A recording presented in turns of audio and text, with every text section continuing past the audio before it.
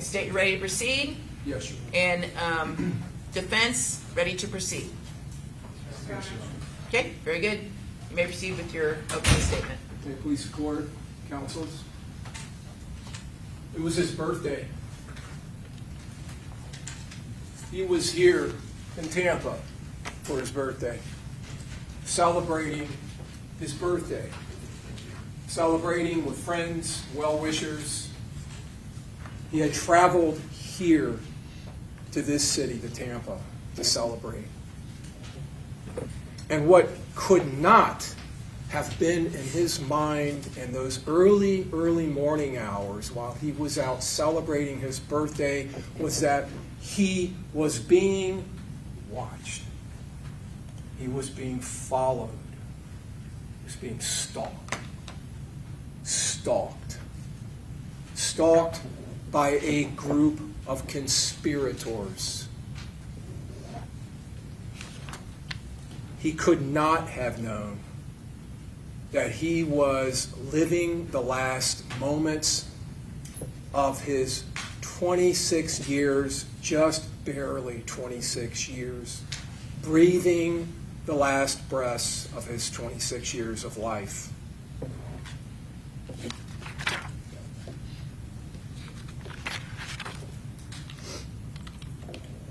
These conspirators had planned and were now executing a very premeditated plot that had been hatched days, weeks before this day. A plot hatched between them with every one of their collective evil intentions directed into one purpose, directed into one common goal: the premeditated murder of Charles Jones. This group's collective hatred and animosity drove this conspiracy, a conspiracy amongst all of them, an evil, the evidence will show, and wicked conspiracy. And now, all of their planning, all of their advanced coordination would come to fruition.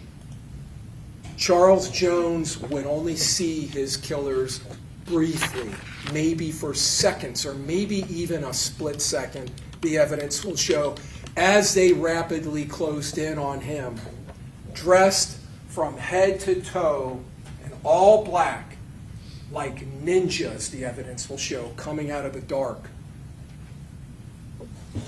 wearing disguises that they had brought with them, disguises to hide their identities from the ever-present and ubiquitous cameras that permeate our communities.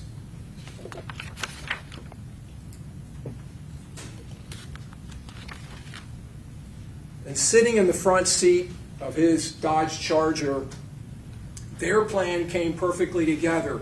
He was now the perfect target, caught completely and entirely off guard as these gunmen appeared seemingly out of nowhere. An ambush that these four defendants that sit before you in this courtroom had organized carefully and intended, now being orchestrated perfectly and with precision that permeated their planning and their attention to detail. Unable to run, unable to dive, basically caged in the front seat of that Dodge Charger, Charles Jones was a sitting duck. The evidence will show these conspirators didn't hesitate, not for one moment and not for 1 second. With coordinated precision, they ran to their respective firing positions and then unleashed a hellish onslaught, affecting a precisely coordinated violence of action, sending a barrage, a wall of hot lead crashing into the only barriers between them and Charles Jones, the only barriers that separated his life from his death.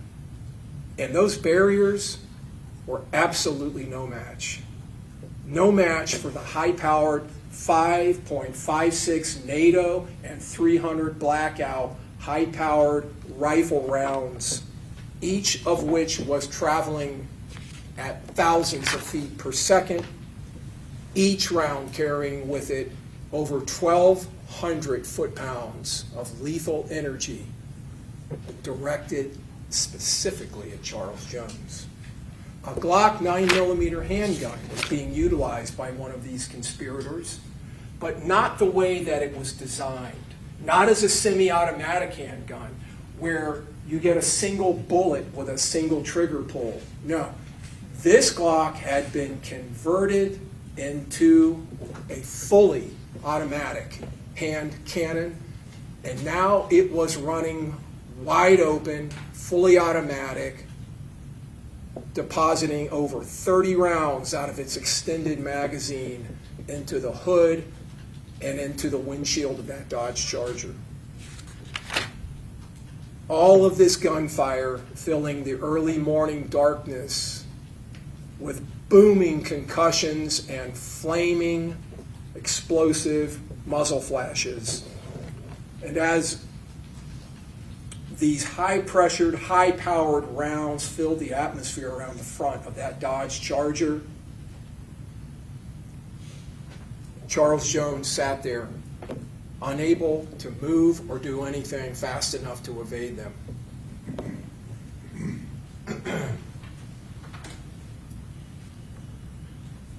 Charles Jones, a name and an indictment, and now you see him.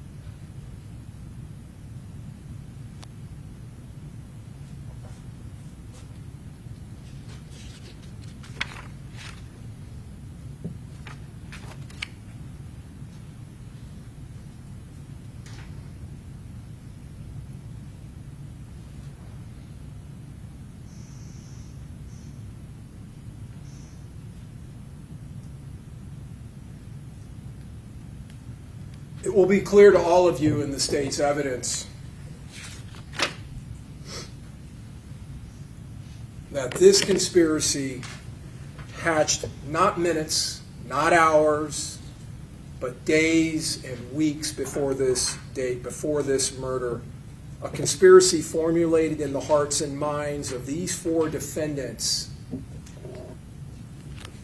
with one common agreed upon goal: death, murder, and violence. A conspiracy that began days before, hundreds of miles away from Tampa.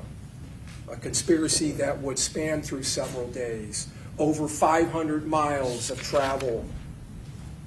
A conspiracy that involved reservations being made, disguises selected, gear being obtained, weapons being selected, manipulated, loaded, and made ready. Transportation was obtained, vehicles with specific purposes, and a plot that required advanced planning and logistics to include housing, communications, and transport would materialize and become reality, a criminal, murderous operation.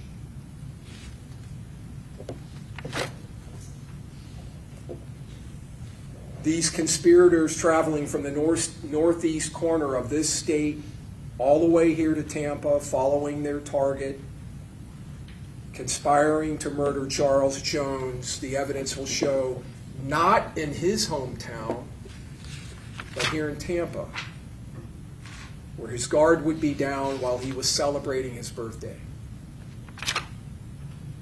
You will see in this evidence the clock-like precision of these conspirators as they work together as a team.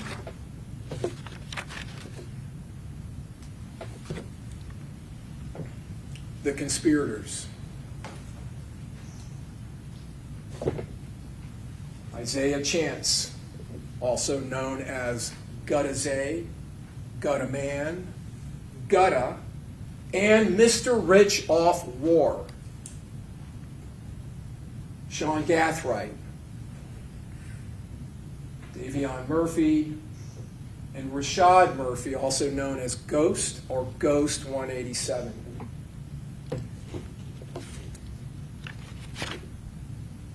There was a fifth participant that night, Alicia Andrews, who was Mr. Chance's, defendant Isaiah Chance's girlfriend, and who, along with Isaiah Chance, would provide the essential surveillance for this conspiracy. To understand the wicked purpose that drove and motivated this shared desire to end Charles Jones' life, we need to look back in time in the city of Jacksonville to the lives and associations of Mr. Jones and all of these defendants. We'll go back in years, and I'm going to walk you through a gang war that has been occurring in the city of Jacksonville, and that in this case traveled here and spilled into our streets here in Tampa.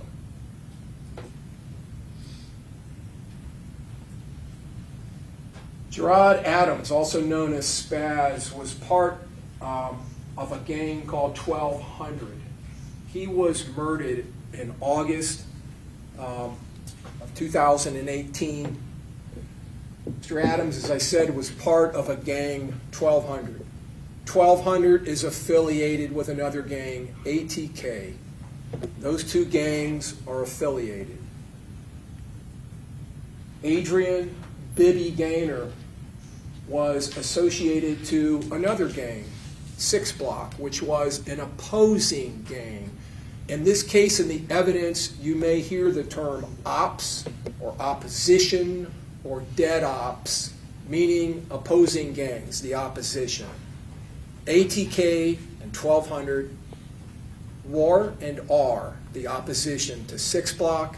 6 Block also has a subset or a sub-gang, bully gang, which is confederated with 6 Block.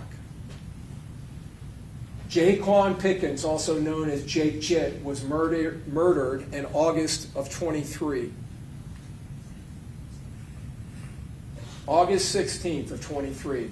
The next day, August 17th of 23, Jacoby Lowell Colby Beals, a 1200 gang member, shot multiple times. He would survive. And you can see in this, and you will see in the state's evidence, a back and forth between these gangs that oppose each other. In October of 23, October 6th specifically of 23, around 11:45, Antonio Tilley, who was an ATA, or was an ATA gang member, was shot to death while he was in an Uber. Just over 6 hours after the murder of Antonio Tilley, on October 7th, a Attackers with high-powered rifles would shoot up that same Dodge Charger being driven by our murder victim, Charles Jones. This was 9 months before the murder of Charles Jones. He had left his house at about 6 in the morning and was driving down the street, coming to a stop sign, when attackers with high-powered rifles opened up on his Dodge Charger. He would escape that morning with his life. He would drive to a local hospital and be treated for a gunshot wound to his lower leg.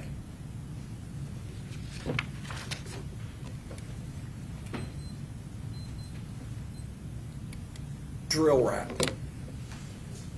Talked about rap music yesterday with several folks in the jury pool. Drill rap is a different type of rap. It is a specific type of rap that these groups that I've already talked to you about, 6 Block and Bully Gang, and then on the other side, 1200 ATK, engaged in. Songs that were produced and songs that were distributed on social media platforms like YouTube and Spotify. Rap music where the opposing gangs' casualties, people in those gangs that had been murdered, would be demeaned, mentioned, ridiculed, made fun of, to elevate the gang making the video, to elevate their status.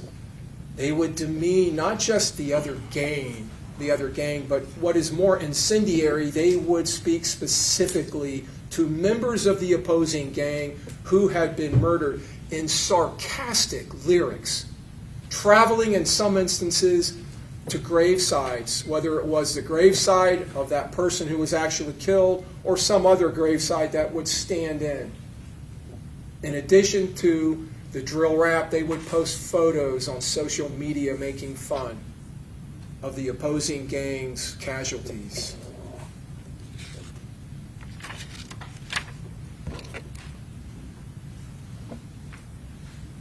I'm going to walk you through a couple of videos that you will see in the state's evidence. This video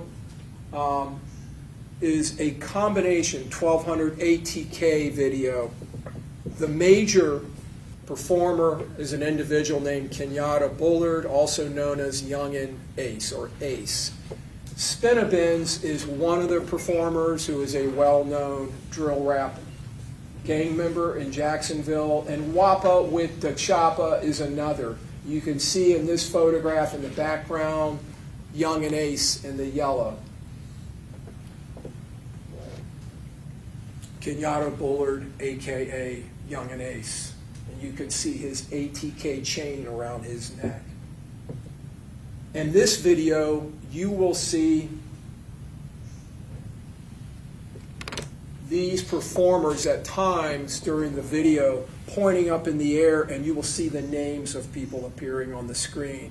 Those are casualties from 6 Block. Those are people who were murdered on the opposite side. And you will hear them talking about them in this drill rap.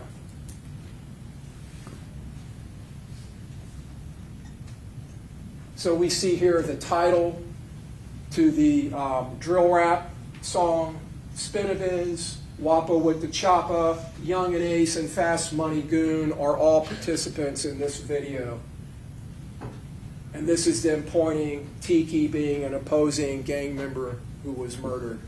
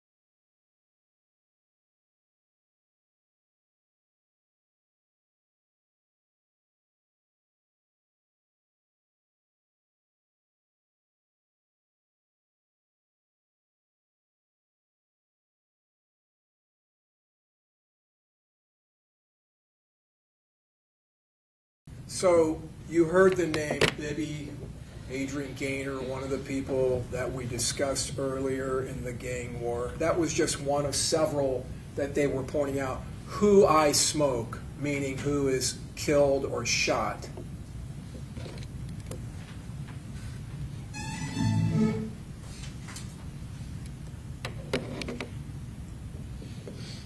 So we saw Spinabin's and Wappa with the Choppa. Spinabin's Noah Williams came out with this song concerning this murder, this song being released within a couple of days of the murder of Charles Jones. It's called Foolio Dead. Now, that last video, the Who I Smoke video by Young and Ace, these videos are not just put onto YouTube. Young and Ace is a celebrity. He has tens of millions of followers on Spotify and YouTube. These songs attract a lot of attention. This song, as I said, was put out within a day or two of the death of Charles Jones here in Tampa. You're going to see references and hear references in this to not only Charles Jones' name, but to the name Six, Mr. Six, or Six, meaning 6 block.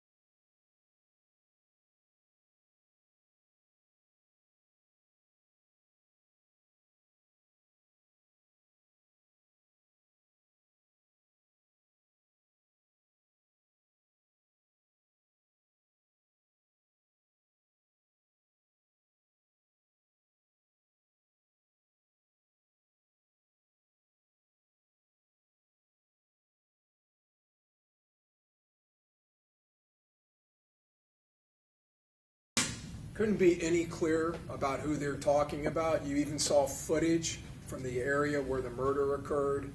Foolio dead, for real, his ass a ghost. This is a good example of drill rap. No, that's all. This was another song, this one by Young and Ace, the same guy from the Who I Smoke video. This song came out, I think, 4 or 5 days after the murder of Mr. Jones. This is called Game Over.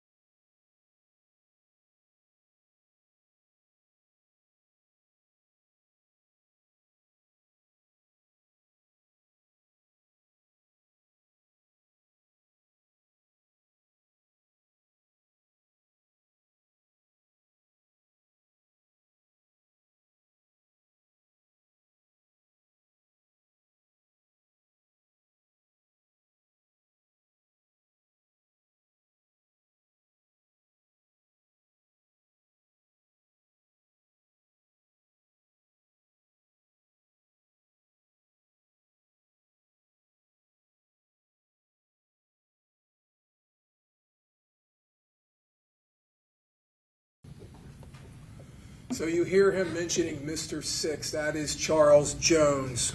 The Don Julio you keep seeing, the tequila, again, that is a diss against Charles Jones, whose rap name was Julio Foolio.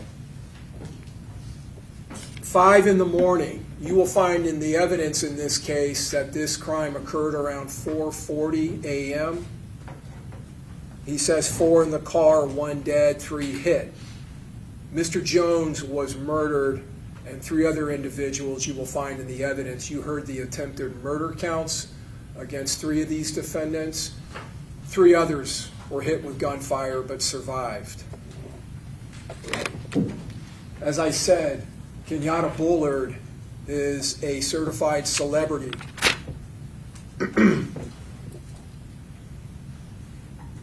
And you also saw that. That is just a still from that video. And that's talking about both Charles Jones and his gang, 6 Block. Charles Jones, also known as Julio Foolio, also known as Foolio, Mr. Six, or just Six. Like Kenyatta Bullard, the person in the last 2 videos that was the lead rapper, who is the public face of ATK, Mr. Jones, the evidence will show, was the public face of 6 Block. He was the main person in that gang, the main spokesperson, and he was also a celebrity with tens of millions of followers on YouTube, Instagram, Spotify. This is a drill rap song that Mr. Jones did a couple of years before his murder. He will talk about several people that are opposing gang casualties. You will see a poster that he is holding and walking around that has 3 photographs on it, 3 young men that were all murdered in a shooting that involved Kenyatta Bullard, Young and Ace, who was the only survivor of that shooting.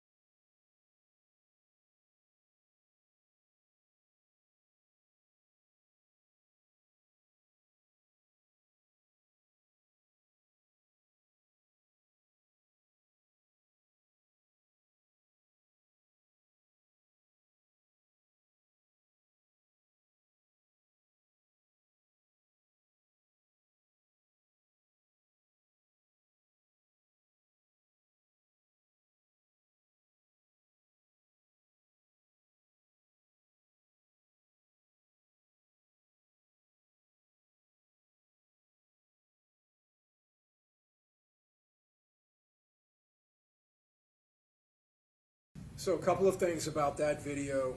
He says, happy birthday 23. 23 was one of the young men, that was his street name, that was murdered in that shooting.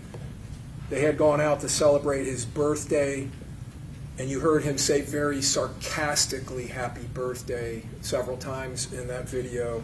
He also says he fell in love with dead ops. Got dead ops on my mind. Dead opposition. Casualties of the opposite side. He also says something very similar to the video that Kenyatta Bullard, Young and Ace, put out after Julio Foolio, Charles Jones murder. In this case, 4 shot, 3 dead. Very similar lyrics. This is a back and forth diss. This is back and forth. And it is this animosity and hatred between these gangs that drove the conspiracy in this case, that caused these 4 defendants to confederate and to conspire, in this case, to engage in this coordinated, planned, murderous attack. Another thing about that last video by Mr. Jones, he talks about on the east side, the west side, these terms, 6 block and 1200, refer to areas of Jacksonville. This is a territorial gang war. And these gangs are in certain areas and have control over certain areas of Jacksonville. The Jacksonville Sheriff's Office, you will hear in this evidence, has committed resources to a gang unit. And it's staffed by several gang detectives who get training and education in how to investigate gangs, how to maintain information and intelligence on those gangs. One of the things they do is they monitor that. They monitor their social media. And you will hear testimony from some of these gang detectives in this case. These detectives, each of them specializing in specific gangs to give full commitment by the Sheriff's Office to this gang war and the violence that's occurring in the streets of Jacksonville and Duval County. So Charles Jones belonged to and was affiliated to the wrong group. He was their spokesperson. You will find in the evidence in this case that these defendants, Rashad Murphy, Davion Murphy, are 1,200 gang members. You will also hear that Isaiah Chance is an ATK gang member affiliated closely with 1,200. Now, you're not going to hear evidence that Mr. Gathright is a gang member, and we haven't charged anything in our indictment about that. But you're going to hear he is associating with all of these gang members and was a fully committed participant in this murder. But these gangs, they despise and abhor each other, the evidence will show.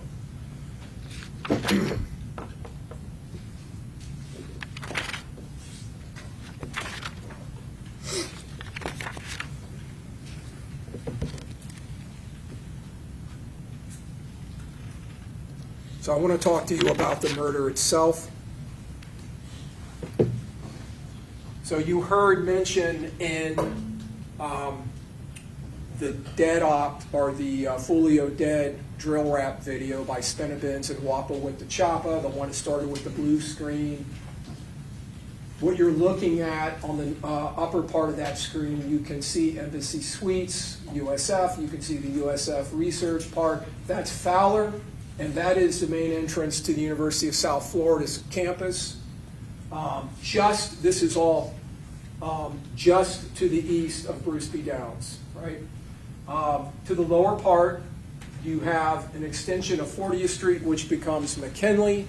And right there in the corner, you heard them mentioning Holiday Inn, which is running horizontal. Next to it is a vertical building. That is the Home to Suites. And it is on the very south end, or the bottom of the photograph, on that vertical building. There is a portico there, an entrance to that hotel. That is where the shooting in this case occurs. Now, in this photograph, you can see on the far left, there is a La Quinta Inn. That becomes relevant in the state's case because one of these high-powered rifle rounds went all the way across and went through and into a room and there was recovered projectiles. This is more of a close-up. Now, on the bottom of the photograph, you can see, to the bottom right, you can see an entrance into the Home to Suites parking lot from McKinley. And you can see right at the bottom of the building a square offset. That is the roof of the portico, the entrance to the hotel. Just a more close-up photograph. So I want to walk through several videos with you that were recovered in the investigation by the Tampa Police Department here in Tampa that show what's occurring.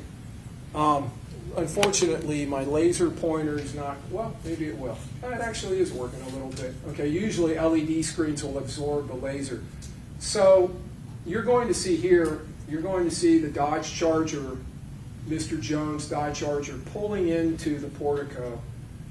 And you can see up here, that's a few minutes off. It's actually around 4:34, 4:35 a.m. in the morning. It's June 23rd of 2024. But he's pulling into that portico, having just turned off southbound McKinley. You can see here, this is a Hyundai that'll go down, turn around, and come up behind him. That's being driven by Armani, who is his... Armani Turner, excuse me, who is his girlfriend. But yes, I can't see the laser. Oh, yeah. it doesn't work great on the LED screen. Yeah, it doesn't. So Like you're describing it, I can't. Yeah, I thought that might happen, Your Honor, with the jurors in the back that's fine. row. So just, Mr. Harmer will try to be as descriptive as he can, okay? Yeah. So if you're looking at the car with the tail lights lit up, that's the Hyundai on the top of the screen. That's outside of the portico. It's going to continue in the direction it's pointing. It'll do a U-turn, a sharp U-turn, and pull in right behind Charles Jones' Dodge Charger. Mr. Jones is in the front passenger seat. The car is being driven by his friend Xavier Edwards. The car that is sitting there already in the portico belongs to an employee. That's unrelated to the case.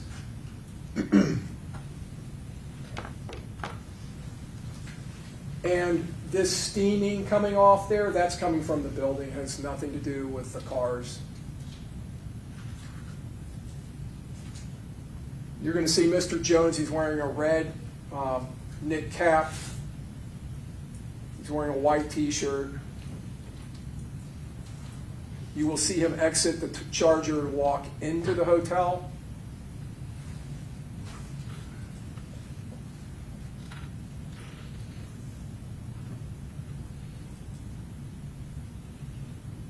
So what happens is, while they were out that night, he had made a reservation, but because they arrived so late, it was given away.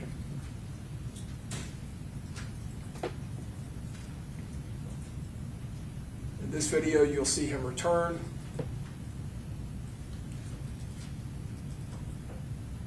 In some instances, the video is being accelerated slightly, like right now.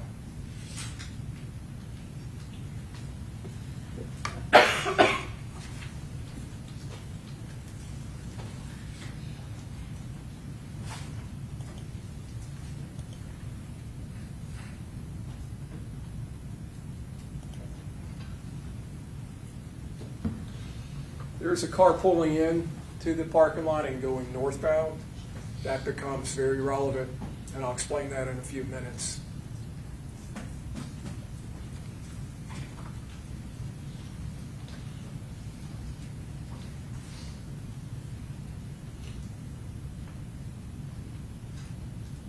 This car, a Nissan Altima, is being driven by two of Mr. Jones' friends. They had gone around to the other side of the hotel and were just coming back.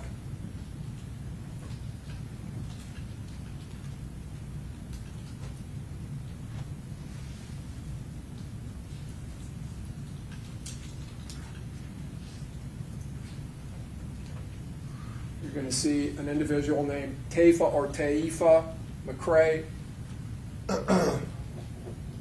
and Miss Albritton, who is dressed in a all-pink suit, who are friends of Mr. Jones. They exit and they go into the hotel to use the restroom, and they're actually inside the lobby when the shooting occurs. When Tafa got out of the front seat of the Altima, another young lady, Camilla Bentley, slid in behind him in the front seat.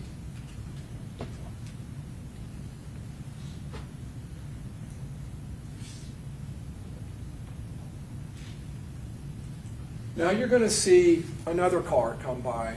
This is a small silver Chevy Cruze. This you will find in the evidence is the surveillance tracker vehicle that was utilized by these conspirators, by these defendants, to follow, to track and stalk Mr. Jones and his friends, giving real-time, by communications, by phone, real-time location data and information about where he would be. This car passes by, being driven by defendant Isaiah Chance, his girlfriend. You saw her earlier. Miss Andrews is in the front passenger seat. The assault team is already present on the west side of the hotel. That was the car that had pulled in earlier and went northbound and did not pass the portico. This is a mounted camera, by the way, folks, on the hotel that's facing east-southeast.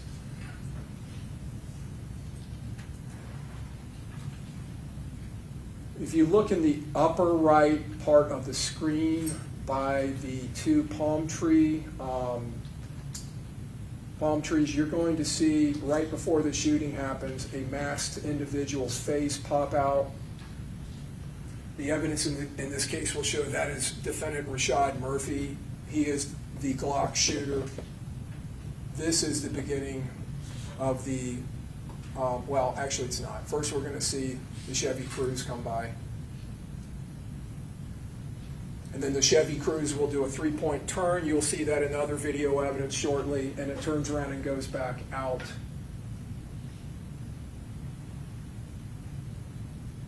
And now it's exiting. Mr. Chance drives right past the victim and exits the parking lot of the hotel literally within seconds of the murder occurring and starting.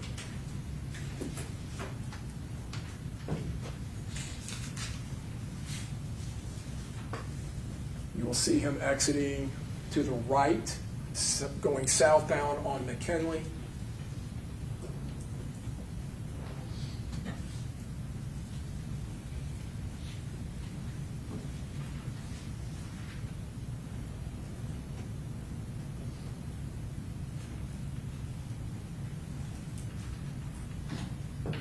The evidence will show that he goes down, he does a U-turn and comes back north on McKinley and passes the hotel just before the shooting begins.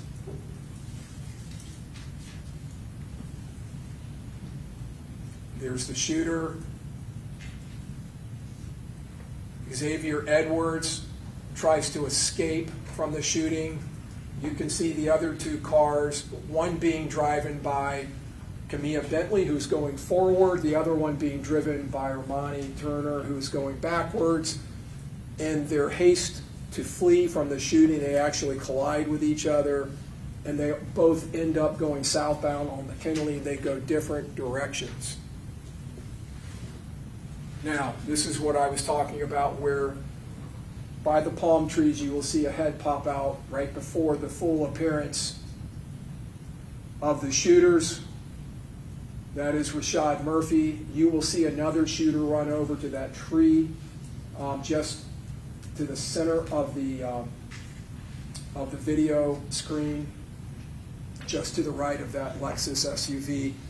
The evidence will show in this case that that is defendant Gathright.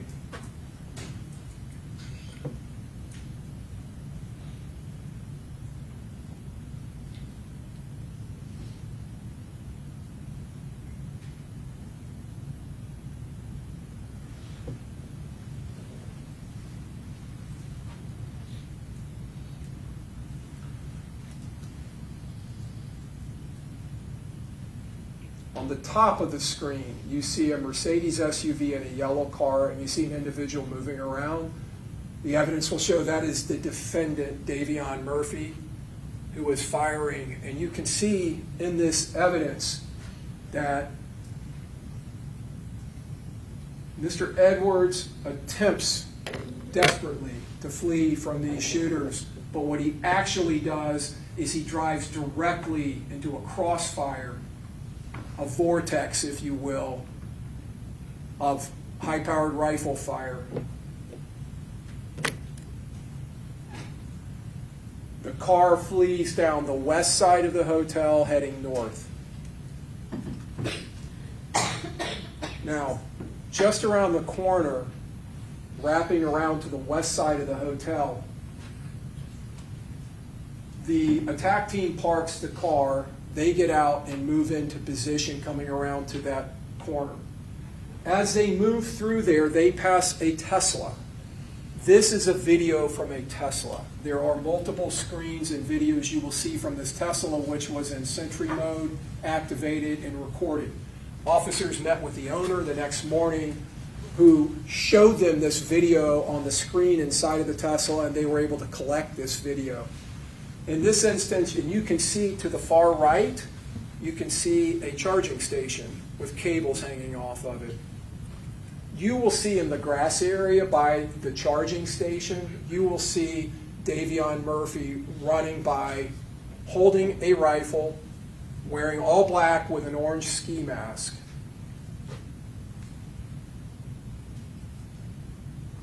And he's heading up to that area by that yellow Bronco and the Mercedes SUV, where he later pops out.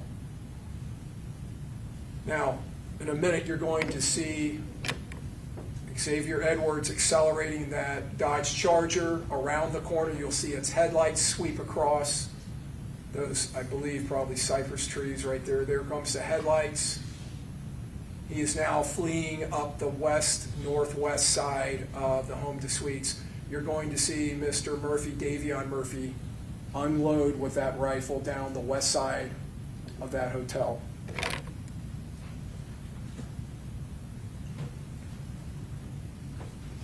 Mr. Jones' Charger, after being impounded and transported to the Tampa Police Department, impound lot, all of those yellow marks, other than the ones on the hinges, are going to be impacts.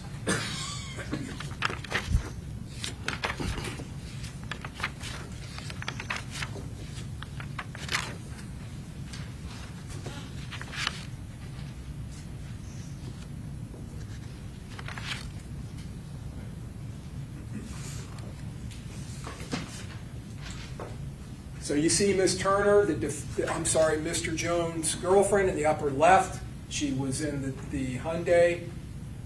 Miss Randolph, her friend, was in the Hyundai. And Robert Howard, who is a friend of Charles Jones, was in the Hyundai with those women, sitting directly behind the Dodge Charger.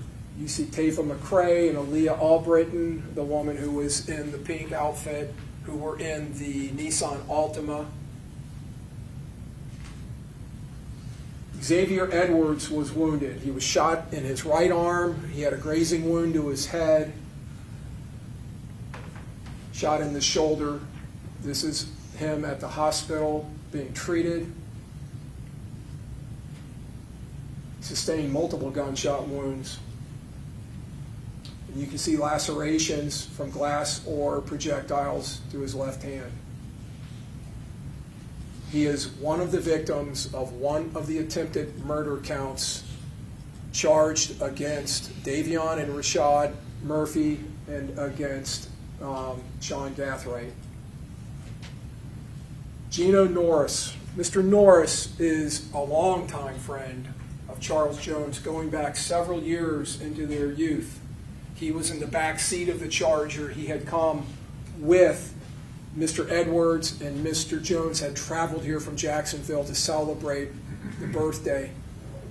When they arrived here, it was on Friday night, and they stayed at an Airbnb in Pinellas County. The next day, they stayed at an Airbnb in Pasco County in Holiday. And I'm going to show you here shortly where Mr. Jones was posting on his Instagram account that he would be here in Tampa. He actually appeared at a couple of clubs and put up advertisements for those appearances.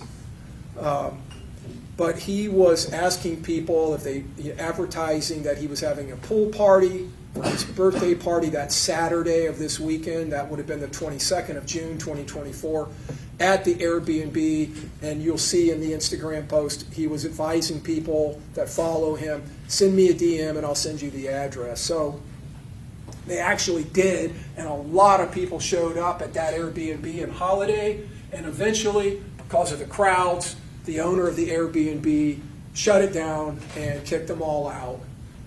And that's why they were trying to find lodging at the Home to Suites later that night after Mr. Jones had made these appearances, which we'll discuss in a minute. But Mr. Norris had traveled here with his friend Charles Jones and with Mr. Edwards. He was in the back seat. Mr. Jones was shot in the right arm. He is also one of the victims of the 3 attempted murder counts against the shooters in this case. Now, when Mr. Edwards and Mr. Gino Norris, when that Charger came to a stop finally, they quickly realized that Charles Jones was gone. He died very fast. They bailed out of the Dodge Charger. They were both shot. Mr. Norris will tell you he had been asleep and had been woke up by the crashing of the Dodge Charger. You will see that as it went up the northwest side of the hotel, there was a curb and a grass area where there's a dumpster. It went right over the curb, right through that grassy area and into a north area where there's another parking lot before it finally stopped, bullet riddled and steaming. Mr. Edwards, Mr. Norris bail out of the car and they run from these shooters because they don't know where they are. They run into a Holiday Inn and they leave a massive blood trail that leads into that Holiday Inn, which police would later follow when they arrive because of the multiple 911 calls being generated from all of the noise of the gunfire. Now, Camilla Bentley, I told you, had slid into the driver's seat. You can see these impacts from gunfire to the rear window of the Altima. That rear window would have been closest to the shooters. Miss Bentley was also wounded. She is our 4th victim. This is her in the hospital being treated for a bullet grazing wound to her right upper arm. Now, going back, I told you I would show you, and you will see in the evidence, Mr. Jones' Instagram account, and you can see the name Julio Foolio. That's his celebrity name, his rap name, and his street name. He is advertising that he is going to be appearing at Teasers. You see that in the middle of the advertisement on Nebraska Avenue, 9700 North Nebraska Avenue. He is going to be appearing on June 22nd. So for his birthday, you can see B-Day in the middle there. He is advertising, and then you also can see Mr. Howard there in the yellow. He was one of the individuals in the Hyundai. He's advertising his whereabouts on June 22nd, where he is going to be. This is another advertisement. D-Day Bash for Julio Foolio at Teasers, June 22nd, 8 p.m. to 3 a.m. And you can see in the lower left on your screens where he is saying my Airbnb pool party, June 21st, that was the Friday night one, and my official birthday party, June 22nd, Club Teasers. He gives the club address. So he's giving his location where he's going to be.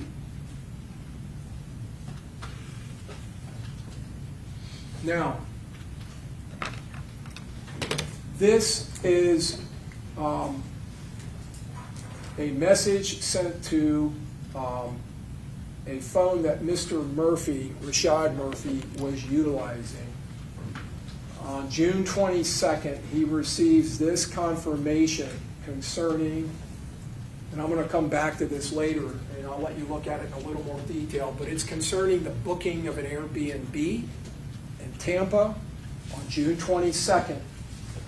This is being sent in the early morning hours of the 22nd, and the owner is telling him that the HOA requires for security purposes that all guests booking with us provide a valid ID through the Airbnb message portal. Mr. Murphy obliges, and in the phone that he was utilizing, he sends his photograph back to the Airbnb owner. Now, this is a Vivint or Vivint camera mounted at the residence of Sean Gathright. This is June 22nd, Saturday, in the middle of the day. This is the beginning of that day for these conspirators. You're going to see Mr. Gathright and Mr. Chance loading a Chevy Impala that is being driven by Mr. Gathright, Sean Gathright. It is registered to his mother, but it is the car that he drives and operates. And it is the car that transports the shooters, the assault team of which he is part of in this case. You're going to see them loading it with book bags, but you're also going to see them loading it with rolling duffel bags, long bags that appear to have weight to them. That's Mr. Gathright, Mr. Chance. You will see the evidence that they are friends. That is the Impala, the black car.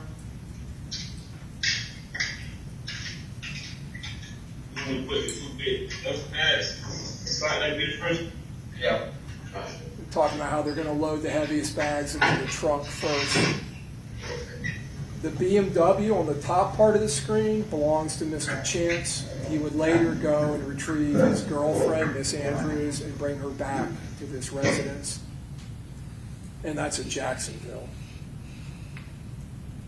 Now, at some point that afternoon before they leave, Mr. Chance brings his contribution to the assault team. This is going to be in slow-mo, but you're going to see a Glock handgun with an extended magazine. You see his finger resting down the side of the slide. He tucks the gun into his waistband as he walks back into Mr. Gathwright's residence.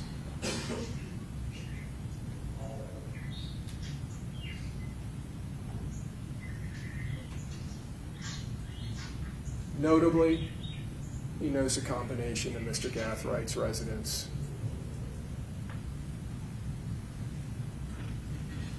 And you can see the extended magazine coming out from the bottom of his hand. You can see the trigger guard below his hand and his finger extended down the slide of that pistol.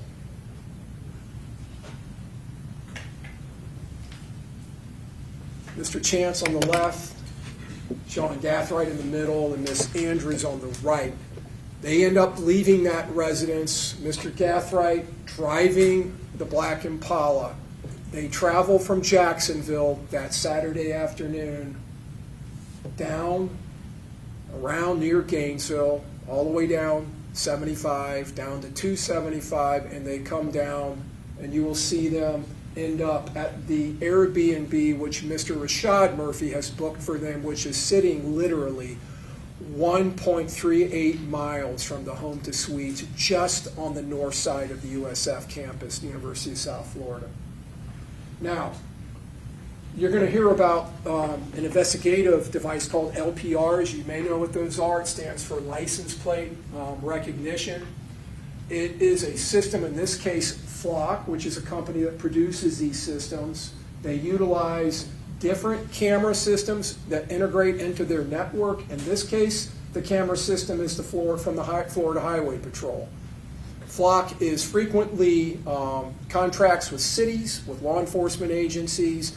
Sometimes they'll put up their own network of cameras, which later plays a role in this case. A lot of times they incorporate other cameras.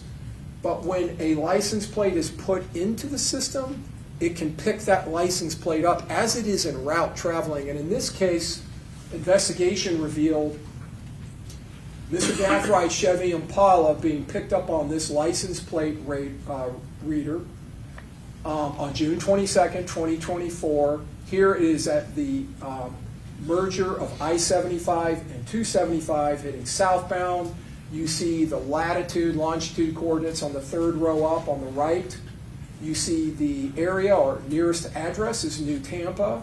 It is a Florida Highway Patrol camera. Now, in the top part, 3 rows down, you see the date and you see a time, 11:39:28 p.m. UTC. That is Coordinated Universal Time, what used to be known as Greenwich Mean Time. It is a standard utilized in aviation, utilized in space travel, but is it a standard that is utilized a lot of times by cell carriers and call detail records from cell phone companies, and it's utilized in law enforcement frequently, but it is a standard time. Here they have given us the conversion to Eastern Daylight Time, which in June, here in the Eastern Standard Time, we are in Eastern Daylight Time, EDT. And you go 4 hours back to 7:39 p.m. So this is them arriving in Tampa at 7:39 p.m. And again, Coordinated Universal Time, UTC, is like Greenwich Mean Time. It's basically the time zone in England.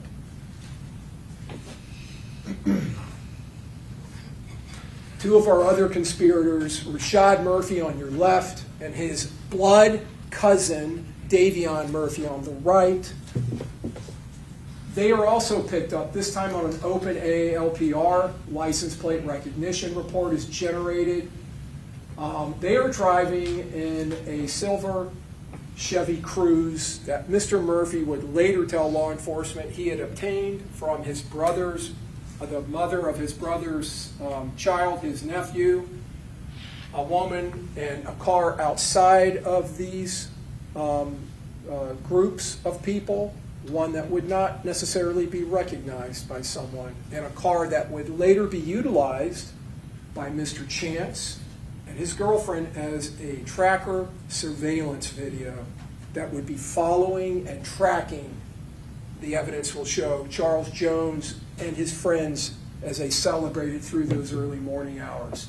So you see on the right-hand side here, this is being picked up June 22nd, and they list this company does, in Eastern Daylight Time, 7:46 p.m. at Bruce B. Downs at Tampa Palms. So they are heading into the New Tampa area, heading down just north of the USF campus. Here we see their routes being covered on the right-hand side. Yes, by that Chevy Cruze, the route that it takes coming and going back. On the left-hand side are areas where it is being picked up on license plate readers. Okay, first one on top, June 21st, is going back to Friday. University Drive, Dolphin Drive is an address or an area of Jacksonville. That's when it's still in Jacksonville. 6:22 in the morning, it's driving. It's on Highway 441 at 18:09 hours. That is 6:09 p.m. It is at 326 in Gainesville Road near Gainesville. At 7:47 on the 22nd, Tampa Palms Boulevard at Bruce B. Downs, BBD. And later in the early morning hours, you can see where it is being picked up on Hillsborough and North 15th. And then on the 23rd at 6 p.m. later in the day, again now going back to Jacksonville northbound. That Hillsborough Avenue and North 15th is an address just south of Teasers. You'll see in the evidence that while surveilling the victim and his entourage of friends, that Mr. Chance and Miss Andrews at times drove away from Teasers and then came back. This is showing you on your left side the Chevy Cruze and the Impala being picked up at the same times, the same locations, by the same license plate readers. So you can see they're highlighted at 18:09 hours. They are both being picked up at 326 in Gainesville Road. At 1947 and 1945, they were both being picked up at Tampa Palms Boulevard and Bruce B. Downs.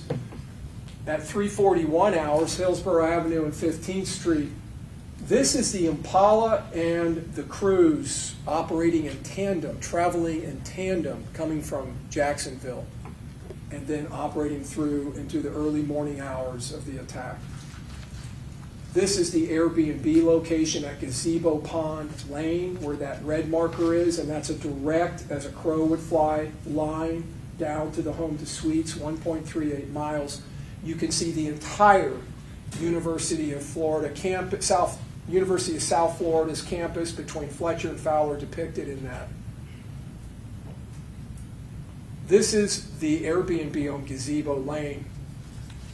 The door on the left. You can see the Ring camera mounted to the side of the door. Now, this is Miss Andrews on the 22nd. She's knocking on the door and she ends up being let in.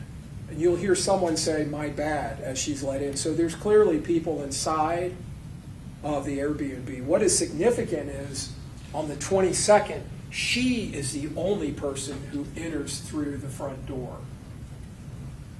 The rest of the conspirators go this way, down the side of the building, around the back of the building, and they enter through sliding glass doors. They do not allow themselves to be recorded by the camera, by the door, the Ring camera.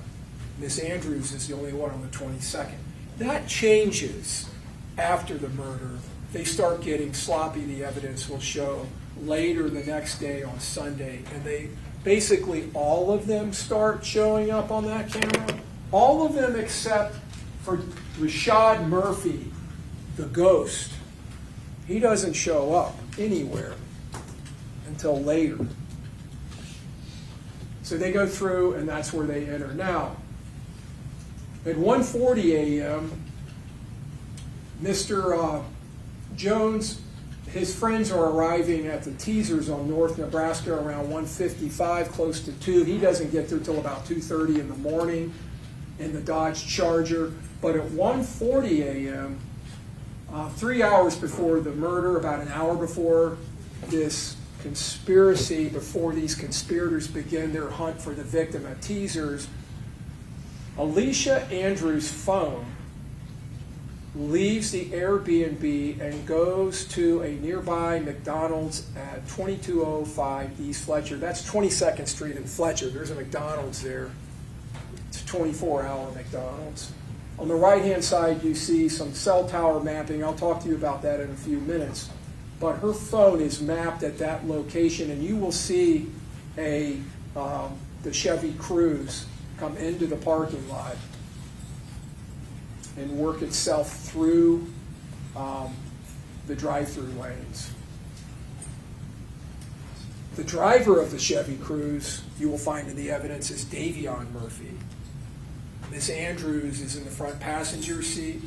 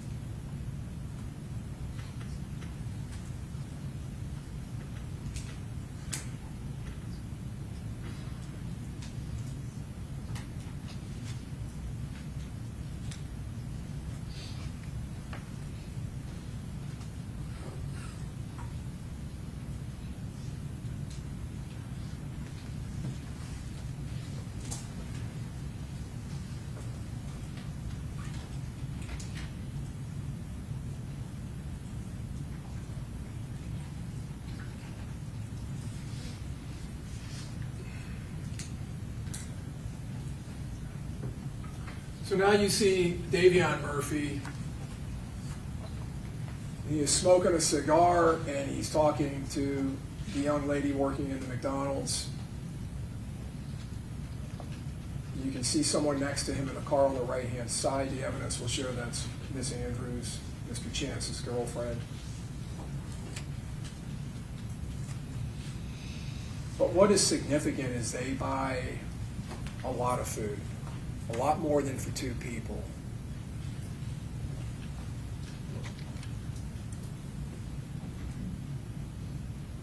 Now, going later in the morning, this is video recovered from the Teasers nightclub on Nebraska, where Mr. Jones had advertised he would be appearing. Mr. Chance and Miss Andrews walking in the parking lot. Mr. Chance is wearing a hoodie, and in June of 2024, he is wearing a COVID mask. Miss Andrews is wearing a COVID mask. You see in that video, Mr. Chance has a phone to his head. He is communicating directly with Mr. Gathright by way of that phone. They are using some type of app that is not picked up. They are not text messaging or making phone calls. But that is Alicia Andrews' phone. So her phone becomes relevant because it is being utilized by Mr. Chance to set up their communications with the assault team. You saw her just a minute ago putting in her passcode and handing the phone so Mr. Chance could utilize it. They are there to track and to stalk and to hunt Charles Jones, and then to provide real-time location information to Mr. Gathright, who was driving his Impala with both of the Murphys and the Impala, the assault team. There's the surveillance team. So as I said, and again, this video is slightly off, but Mr. Jones arrives, that's in front, that's the front entrance to Teasers. You see at the bottom, it's 2:29:49 a.m. is the converted time. The date is correct. This is early Sunday morning now. And now you see Mr. Chance still there with his girlfriend. And then around 2:54:22 a.m. real time in the morning, Mr. Jones and his friends leave Teasers. Now, you will see in the evidence, you will see video evidence of Mr. Chance and Miss Andrews arriving, and you will see the direction that they travel on foot and the direction they travel in the car. They exit shortly before this, they exit, but they stay nearby, and at 2:46 or at 2:54:22, Mr. Jones begins to leave. 2:54:22, shortly or right around the same time, because again, this time on the top of this screen is off a little bit, you will see the Chevy Impala with these three individuals, Rashad Murphy, Sean Gathright driving, and Davion Murphy in that vehicle. It is like within a minute of Mr. Jones coming out of the club and beginning to leave that they arrive on the north end of the parking lot in the Impala. And they pull in, they're going to be right behind the car that's already in. They're the ones pulling in off of Nebraska southbound. And there they are, fully inside of the parking lot. This is the north side of the business. They end up going westbound and then southbound, and then they come back on the road that sits on the south side of Teasers, passing in front of the entrance. This is Mr. Jones and his friends leaving. You see the three cars with the taillights lighting up. The one on the left of the screen is the Charger. So this is the path of travel. The green is Mr. Jones and his friends parked directly in front. That's the front part, the south end of the building. That photograph is in the normal orientation of a map. North on the top, south on the bottom, west to the left, east to the right. So at almost precisely the time that he exits the front to leave. The Impala comes south on Nebraska, pulls into the north end in the red arrows, goes to the west, then to the south, onto South Castle, and comes right by. There are a lot of folks standing in front of that club at that point. Now, the blue markers are the Chevy Cruze. So you can see the Chevy Cruze enters, parks. You see the rectangle on the north side of the parking lot. That's where Mr. Chance parked. The little ovals and dots are where he and Miss Andrews walked. They walked through the parking lot and came around to the south end so they could look down the front of the building and see what was going on while they were on Miss Andrews' phone communicating with Mr. Gathright. Mr. Jones and his friends then traveled to an after party, and this is on Bush Boulevard. This is the south side of Bush Boulevard. This is a club called Truth 18. It sits in a strip mall. It's on the second floor of the strip mall. So you're going to see them going upstairs. At one point, you're going to see Mr. Jones live streaming on Instagram with his phone, celebrating his birthday. Let me stop that. Turn that down a bit.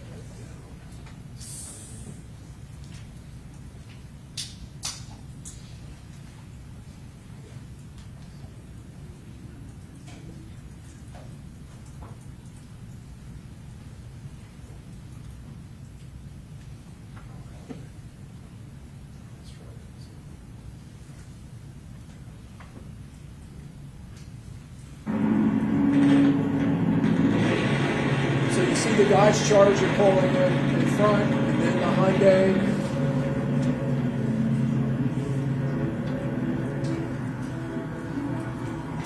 The camera angle is from the second floor of the strip mall right near where Truth 18 is, pointing what would have been northbound into the parking lot. So now they're all parked. To the far left, you see the Nissan Altima, this all-brick winter pink suit. Tafa McRae in his blue shirt. On the right-hand side, you see that's the edge on the farthest right-hand side of the Dodge Charger. You'll see Mr. Jones step out in a minute. To the upper left, or upper part to the left, is Miss Turner and Miss Randolph getting out of the Hyundai, and then some other friends. Now you're going to see them going up the stairs. The people on the upper balcony on the right are near Truth 18. So Mr. Jones in the red shorts, red cap. That's Mr. Norris with the number 8 shirt on in front. And you can see there's a lot of well-wishers and friends that early morning with Mr. Jones. And he'll start live streaming here in a minute.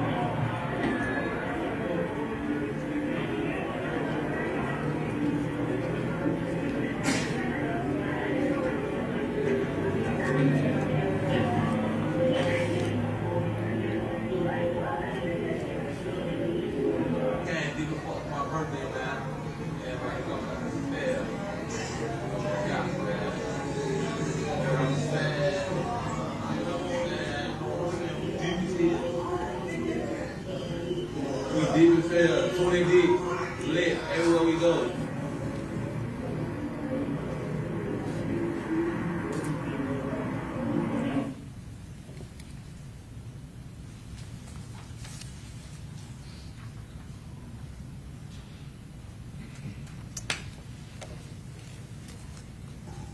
This video is being sped up right now.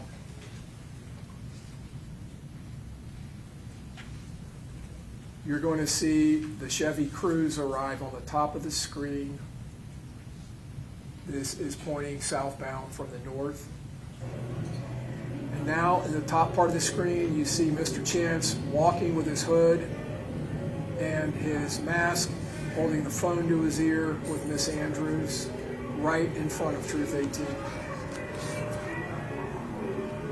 Cruze is parked over to that side of the nightclub. to the what would be the east side. They go down the park or down the sidewalk. They come back.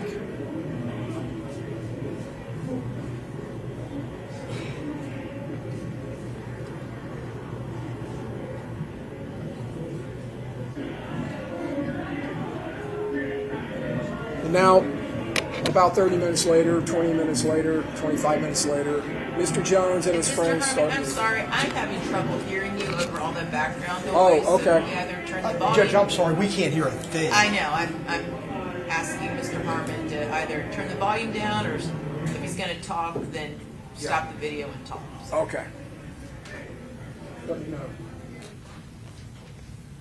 So now we're in a section of the video. You can see the Impala. This is, again, that southbound video, which would be just to the east of Truth 18. You saw the Impala pulling into the parking lot of a business to the east there. I believe it's an Enterprise car rental. They pull into a spot, and they sit there. The video is being sped up for time's sake.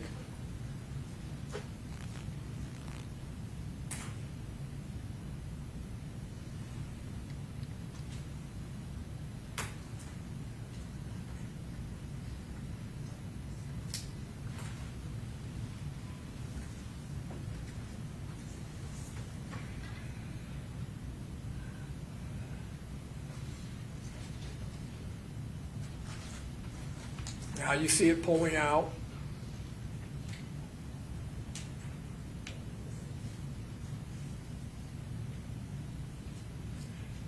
You'll see them pull across the street, turn around, come back so that they're facing Bush Boulevard at a stop sign.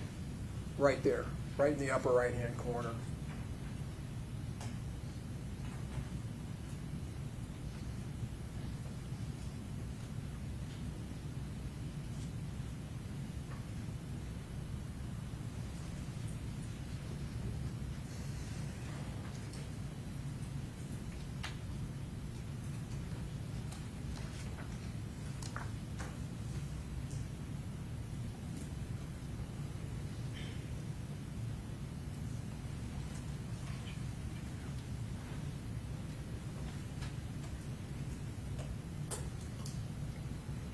These cameras on the bottom floor at the strip mall where the Truth 18, below Truth 18, depicting Mr. Jones and his friends leaving.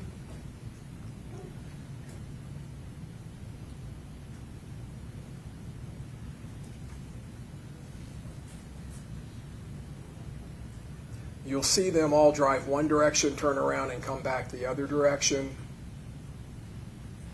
They'll pull on to Bush Boulevard. They'll head initially eastbound and then do a U-turn and go back westbound towards 40th Street.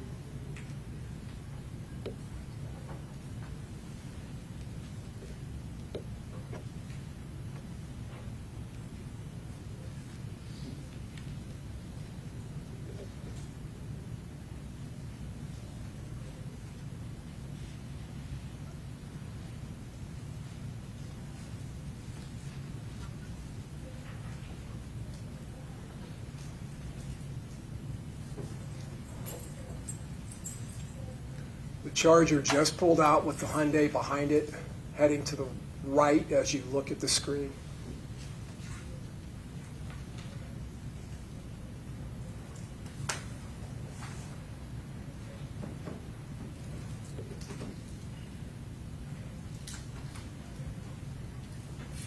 The Hyundai's now stopped, waiting for the Charger to go by, and Miss Turner follows Mr. Jones. The Altima's being delayed by that car parking, and now Mr. McCrae is following. They will pull on to Bush, as I said. They will go to the east, You will see them in the middle top part of the screen doing U-turns. There is a turning lane there. That's Mr. Jones' Charger. You see the sweep of his headlights. He is heading back now westbound towards 40th Street, followed by the Hyundai, and now Mr. McRae and the Altima.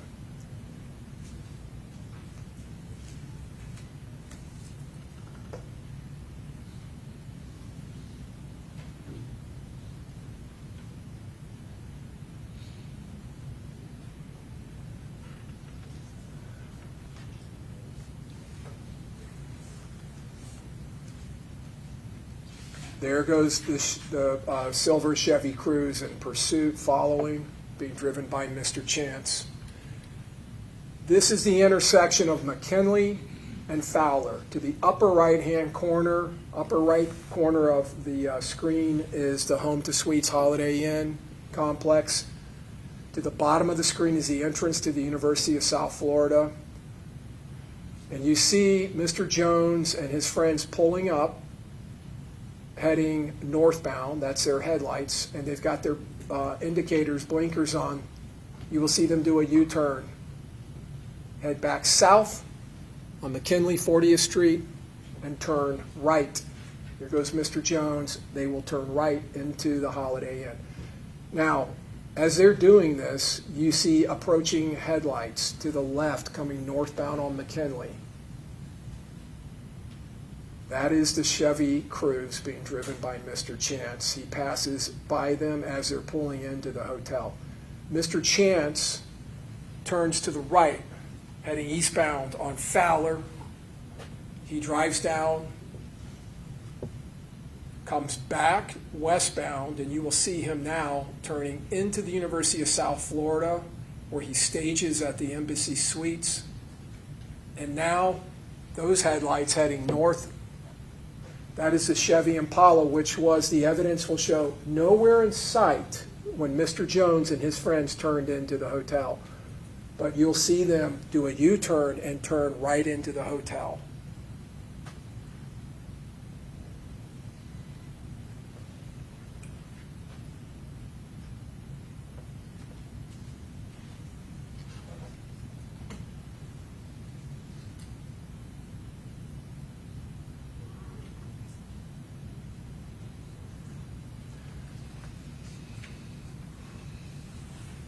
Now they're going southbound, the Impala, and they're going to turn into the hotel. When they turn in, like we saw earlier, they take an immediate right in the parking lot and go up the east side of the hotel to avoid the portico. They go up to the northern end of the parking lot. They go westbound across the northern end, and now you see the Chevy Cruze, by the way, blowing through a red light on Fowler to follow and turn into the Home to Suites. You're going to see several camera angles now from the Home to Suites picking up the Impala as it travels in a circle around the north side of the hotel complex, coming out on the west side of the hotel, around the corner from the portico.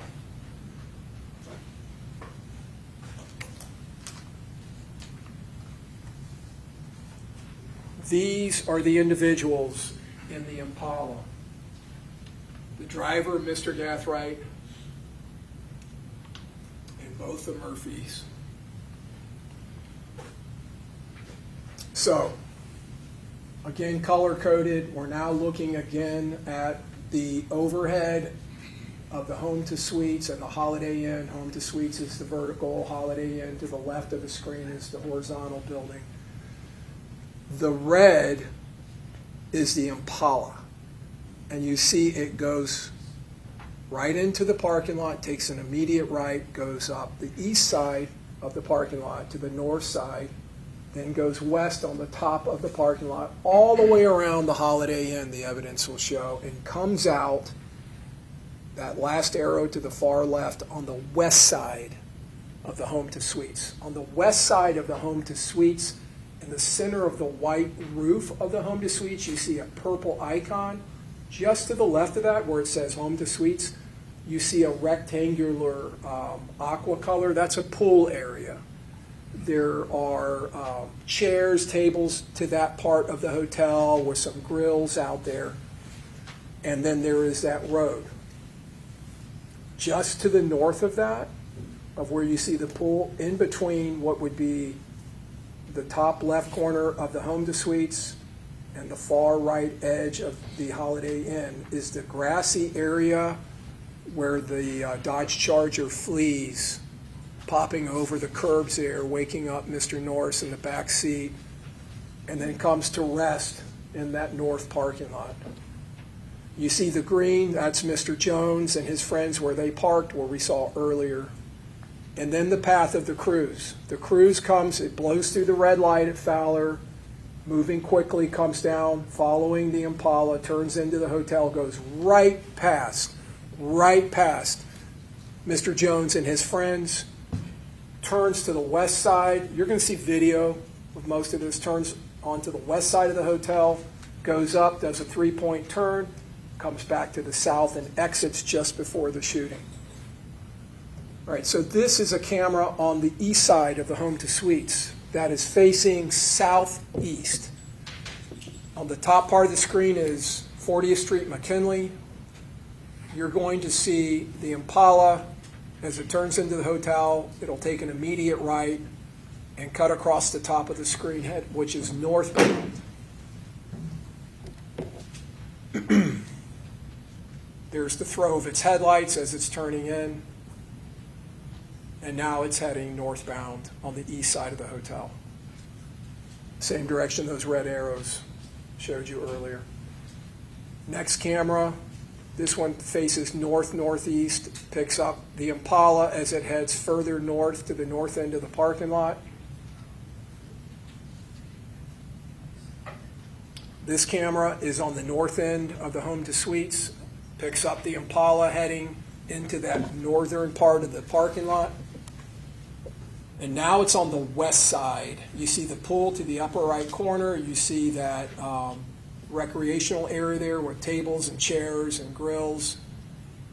So you see the Impala comes down on the west side. It creeps down a little bit, but never breaks around the corner to where it can be seen by Mr. Jones or his friends. In fact, it turns and goes back to the north. And you're going to see the car turn to the left and park. Here comes the Chevy Cruze. These cars on the west side of the hotel will pass within feet of each other.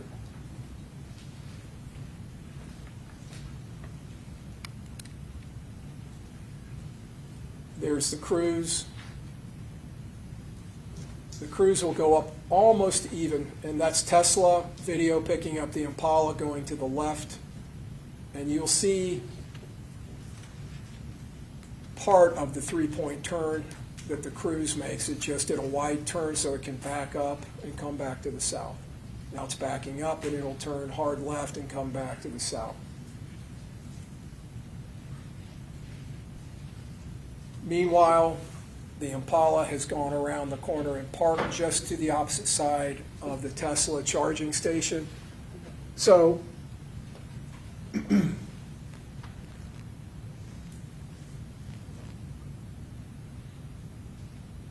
you can see now in the upper part, you can see a car moving into a spot. That is the Impala. It backs out a little bit and then we'll pull back in. Just a little bit of a glimpse of it up there. And now the Cruze is going back south to exit.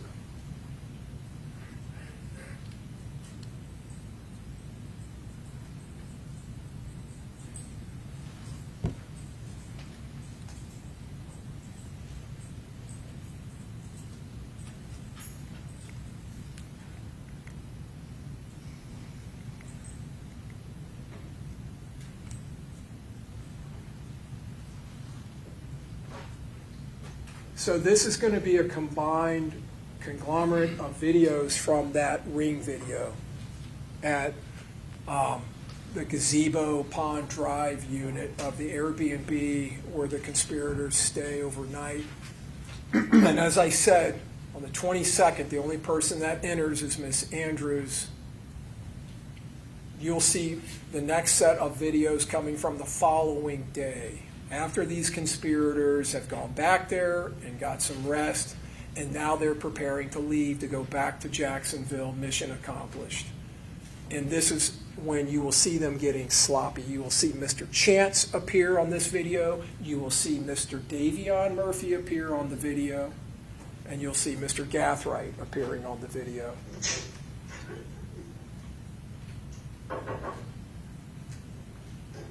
This is when they first arrive on Saturday. This is the next day. The neighbor next to them is apparently moving in the unit next to them. That has nothing to do with them. Mr. Chance, and you can see over his shoulder right there, that is an Uber driver that has shown up to take Mr. Chance and Miss Andrews and Rashad Murphy back to Jacksonville. They travel back in an Uber. You'll hear testimony from the Uber driver that he picked up 3 people and drove them to Jacksonville, dropping them back at Sean Gathright's residence. There goes Davion Murphy coming from the other side, from the back side. There's Mr. Davion Murphy. There's Mr. Gathright walking out with bags. Mr. Chance. Just before leaving. And Mr. Gathright.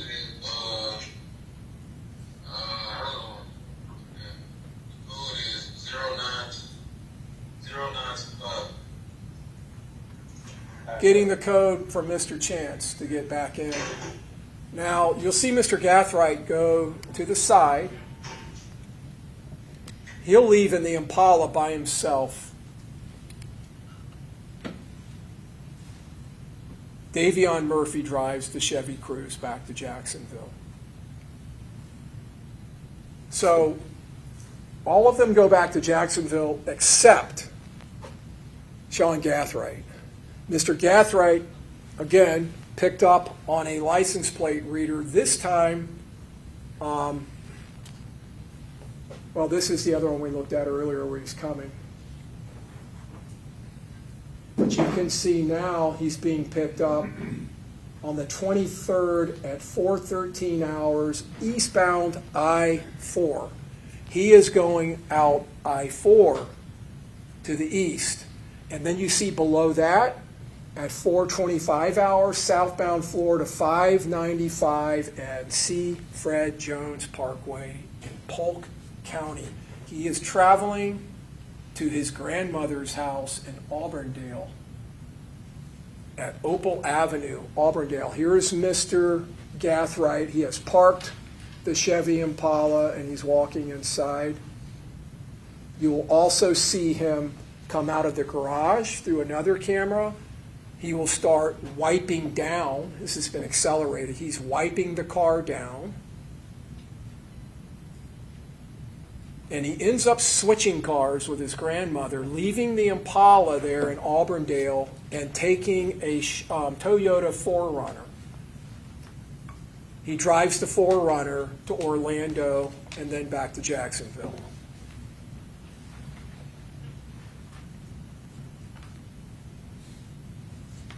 But first he wipes down the Impala.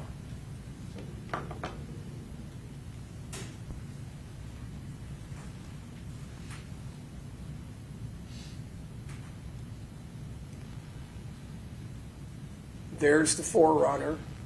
The Impala is now inside the garage. He says goodbye to his grandmother. Everything's accelerated here, trying to save some time.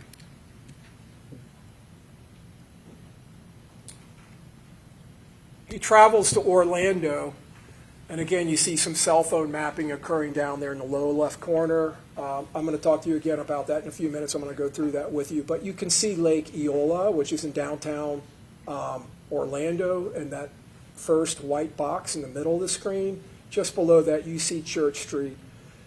He's being picked up. His phone he is at Parlay nightclub in Orlando. And he takes this picture of Don Julio and posts it. You'll also see some other images from that evening. He is there with other people. and appears to be celebrating. This would be the night of the actual murder, and then it goes into the early morning hours of the 24th. You can see in that photograph, again, just going back to show Mr. Chance and his girlfriend going out with their bags to the Infinity, which is an Uber driver. This is the Uber. There's the receipt from Uber in the middle. It's $187, a 208-mile ride from Gazebo Pond back to Chipperfield Lane in Jacksonville to Mr. Gathright's address. Gives the route. Uber driver will tell you he picked up 3 people and dropped them off at the address, which is Mr. Gathright's house. This is them arriving, again, back at the place that it all started, at Mr. Gathright's house. Now, that's Miss Andrews by Mr. Chance's BMW. And you see Rashad Murphy in the light-colored jeans, holding the bag in his left hand with a beret or some kind of a cap on, opening the back door, putting a bag in it.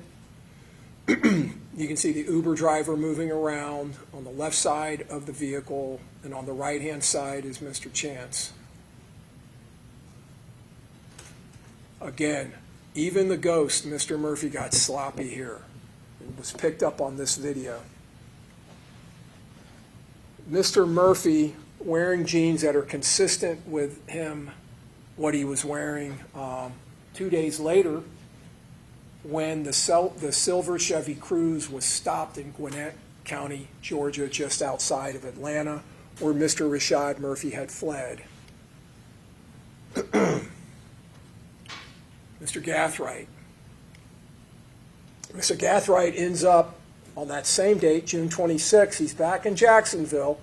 He gets pulled over for a traffic infraction. Officers speak with him. They end up getting him out of his car. They end up searching the 4Runner. And they find, among other items, these items. Now, the Max Tech ammunition, there are 2 boxes full of 9mm Max Tech, which is a brand of 9mm ammunition, suitable for being fired in a 9mm Glock.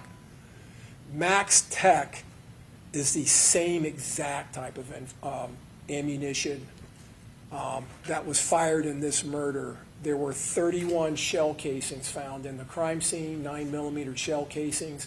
They were all Max Tech brand shell casings. So that ammunition is found in his car. Incidentally, I mentioned earlier to you that these conspirators modified their weapons. And it wasn't just the Glock handgun that was modified to be fully automatic. When officers first arrived at the crime scene, at the murder scene,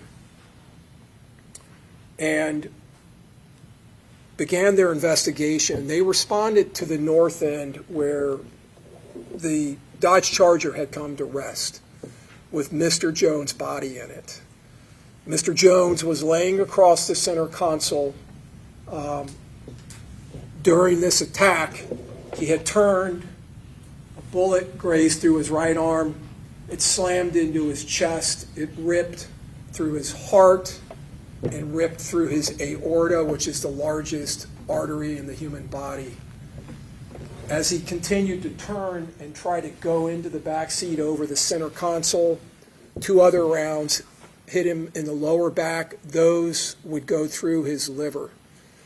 By the time they reached the northern parking lot, Mr. Norris will tell you that Mr. Jones appeared to be dead.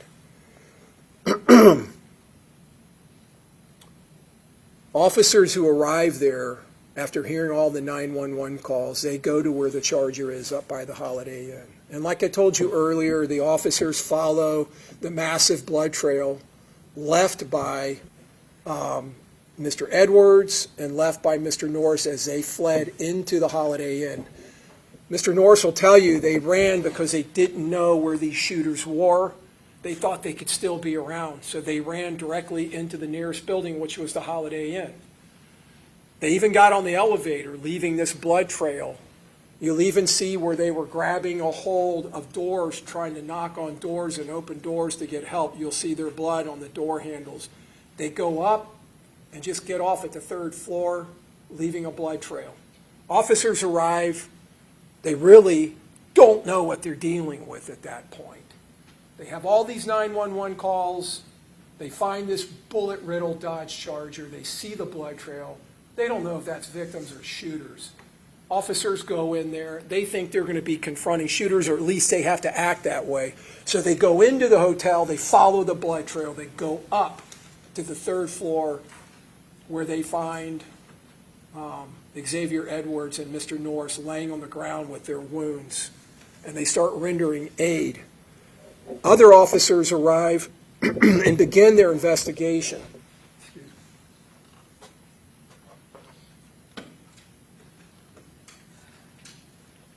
They start getting reports that there is a lot of damage to the south end of the home to suites in that portico. So a uniformed officer goes down there, and he's looking at the damage, and he's seeing all these 9mm shell casings laying there. But what he's not seeing are rifle shell casings. And you saw in those videos, and you will see in this evidence, there was a lot of rifle fire. 2 rifles firing at a high cyclical rate. There's not one rifle shell casing in that scene.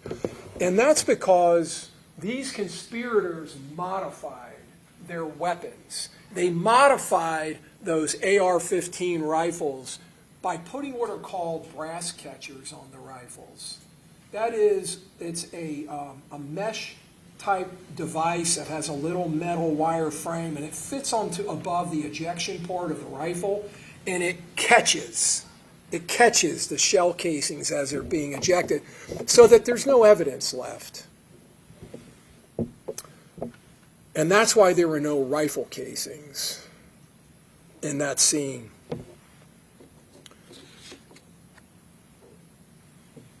I want to talk real quick before I move forward into Mr. Gathright's stop there in Jacksonville about the attack that you've all seen now on video and have described to you. This evidence in this case will clearly show you that this was a collective orchestration of a collective intent, an intent based on malice and hatred.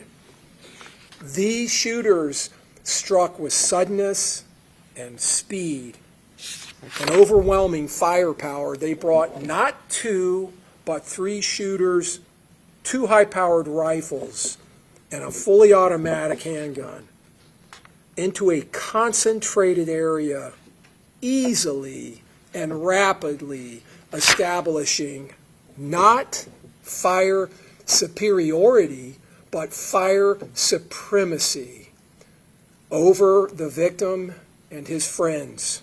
Firing with absolute, you saw in that video, the evidence will show impunity, absolute disregard for anyone that may have been in the vicinity that they were firing in. The majority of the fire funneled directly into that Dodge Charger. But make no mistake about it, every single round that was fired that night, every one of them was dripping with the combined hatred and malice of all 4 of these defendants. All 4 of them.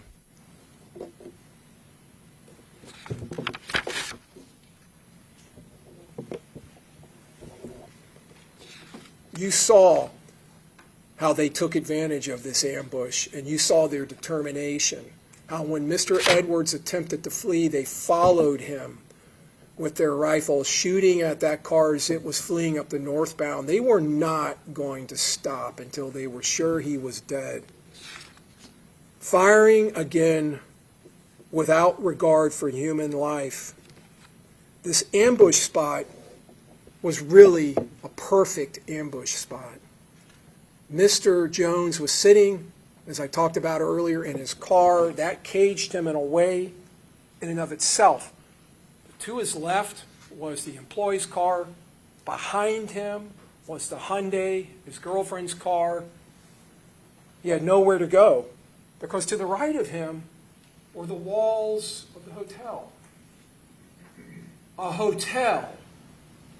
And on the other side of the walls of that hotel was concentrated, dense humanity.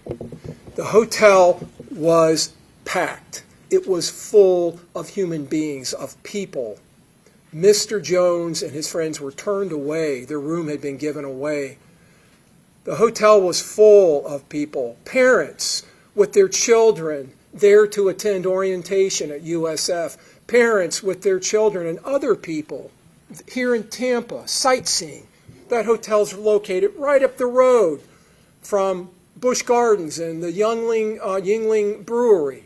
They were here. All of those people in that car, in that hotel, none of that affected these shooters. They shot with impunity and with disregard for anyone in the area. And you'll hear those rifle rounds that were being shot by Mr. Davion Murphy and by Mr. Gathright as they pursued the charger up the northwest side of the hotel. There are impacts up and down that western side of that hotel, several of which went through windows, several of which coursed through hotel rooms above sleeping guests, sleeping in their beds. You will hear from one guest who will tell you she was there with her husband and her daughter's boyfriend. Her daughter's boyfriend, they were awake and grabbed her, bringing her to the ground to try to protect her. These conspirators had no cause for concern. There was mass confusion caused by the surprise and this firepower. You saw the fleeing cars, the Hyundai and the Altima, crashing into each other and going in different directions. They didn't know what had hit them. Camilla Bentley gets shot in the arm. She flees southbound on McKinley. She goes to Advent, well, she drives a distance away, and then she goes back and picks up Tafa and Aaliyah Albright and her friends. And then they go to Advent Health where she's treated. Amani Turner, the victim's girlfriend, they're not from Tampa. They don't know where they are. She just gets out of there and goes south on McKinley. Somehow, she ends up going eastbound on Fowler, away from the hotel, and comes upon a USF Police Department traffic stop. They get out of the car, her and Mr. Howard, they make contact with the police, who can barely understand them because they're so frantic. They get back in their car, and they take off. The police try to follow them, but they are going so fast that it's hard for them to keep up. Miss Turner comes into, again, coming back to the west, the intersection of McKinley and Fowler. Instead of turning left and going south and going in the entrance that the conspirators took and Mr. Jones and them had taken initially, she just goes straight into the landscape. She goes over the curb, over the grass, over the bushes, into the parking lot, and ends up by the Dodge Charger in the north end of the parking lot. A TPD officer responding sees her doing that and follows her, not knowing what her involvement is. Mass confusion, but not confusion to these four conspirators because they simply slip away into the darkness of this confusion. They slip away and go back to their Airbnb where they hole up until they go back to Jacksonville.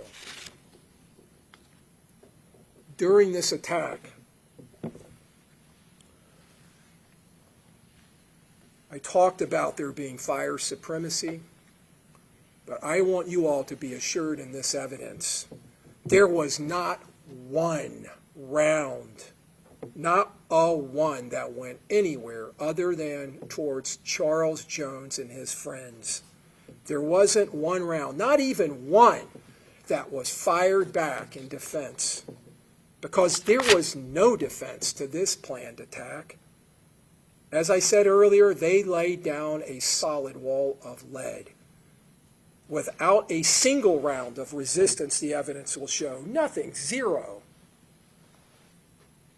And they completely and utterly leveraged surprise, speed, and violence of action. Surprise, speed, and violence of action. They surprised Mr. Jones by their coordinated efforts, completely catching him off guard. He sat in the front seat of his car as helpless as a child, defenseless, completely at their mercy, and they showed none. They then acted with speed to maintain the advantage that they had gained. There's been an objection. So I'm just getting Mr. Harmon again. This is just opening statement as far as what the state believes the evidence will show. So. They went to their firing positions rapidly, using speed in this attack, maintaining the advantage that they had gained through the surprise of this ambush. Violence of action. They brought overwhelming firepower. As I said, not one high-powered rifle, but two. Not a single shooter, three shooters, triangulating their fire. One, Davion Murphy, acting as a backup shooter, as a hedge against flight, which worked like a charm in this case because Mr. Edwards drove right in to that vortex of fire. These conspirators were taking no chances. Not this time. Charles Jones would not escape this attack. Now, going back to Mr. Gathright's traffic stop. So he has 2 boxes of ammunition. The brand matches the brand of the 9mm shell casings in the scene. There are a lot of brands you will hear from the firearms examiner and analyst who the state of Florida will call from the Florida Department of Law Enforcement's crime laboratory here in Tampa, an expert in firearms and tool mark analysis. She will tell you, and you will also hear from a detective, Bernardo de Jesus, who has a lot of expertise in Glock firearms, AR-15s, and the firearms industry as a whole, that there are many, many, many types of 9mm ammunition. Federal, Remington, Spear, CCI, Fiocchi, all kinds of brands. And out of all those brands, Mr. Gathright had MaxTech in his car. The same brand as the 9mm ammunition found, the shell casings that were left in the scene. He also had this box in that 4Runner, a box that was full of 5.56 NATO shell casings and 223 Remington shell casings, both of which can be fired, you will hear in the evidence, from a 5.56 caliber chambered rifle. They are both compatible with being fired. Now, in this investigation, you heard that this wasn't the first attempt on Charles Jones' life. 9 months earlier, when he was leaving his house at 6 in the morning, 6 hours after the murder of Antonio Tilley, attackers with high-powered rifles shot up his car when he pulled up to a stop sign. He was able to escape with his life. He had a leg wound. Incidentally, that bullet stayed in his body and was recovered from his leg during the autopsy in this case. But those attackers did not use brass catchers, and law enforcement collected several rifle shell casings in that scene. And they compared them to these shell casings from Mr. Gathright's 4Runner. And guess what? They were identified to each other as having been fired by the same rifle.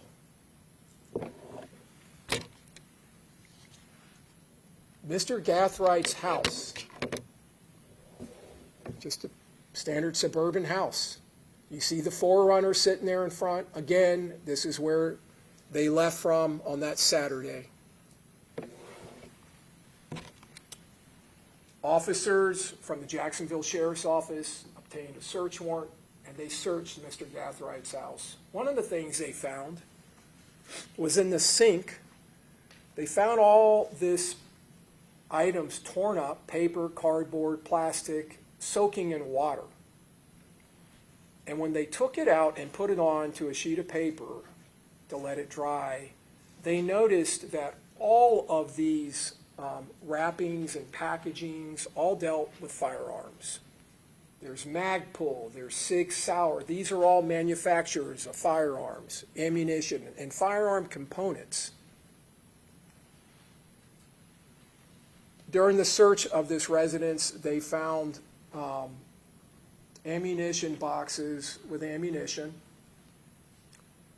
That box is full of, the evidence will show, 5.56 NATO rounds loaded, some shotgun shells. This box is full of 5.56 NATO rounds. And then they looked at this safe. Inside the safe, they located some rifles, and they located a brass catcher. This one had been detached. But inside of that brass catcher, they located 2 9mm shell casings. Those shell casings were compared to a 9mm shell casing from the scene of Mr. Jones' murder by the same firearms analyst, Amara Drew, the same analyst I was talking about earlier. And these 2 shell casings were matched to that shell casing that was fired from that fully automatic Glock in the murder, in our case, of Mr. Jones. This was found in Mr. Gathright's residence inside of a brass catcher. And then they found a rifle with an attached brass catcher. And they found another rifle, both AR-style rifles, one a .300 Blackout, one a 5.56 NATO chambered rifle. They found magazines for 5.56, also can be utilized with .300 Blackout to run in an AR-15. That magazine, that's the top of the magazine where the bullets feed into the gun, that is 5.56 ammunition. And then this is back at the sheriff's office. We saw earlier some of the ammunition that's laid out. In July, Mr. Chance and his girlfriend were detained and arrested at Mr. Chance's residence in Jacksonville. This is July 27th, and a summer rain shower by officers from the Jacksonville Sheriff's Office. That's Mr. Chance, who had been called out of his residence and backed up and came out before being handcuffed, and Miss Andrews.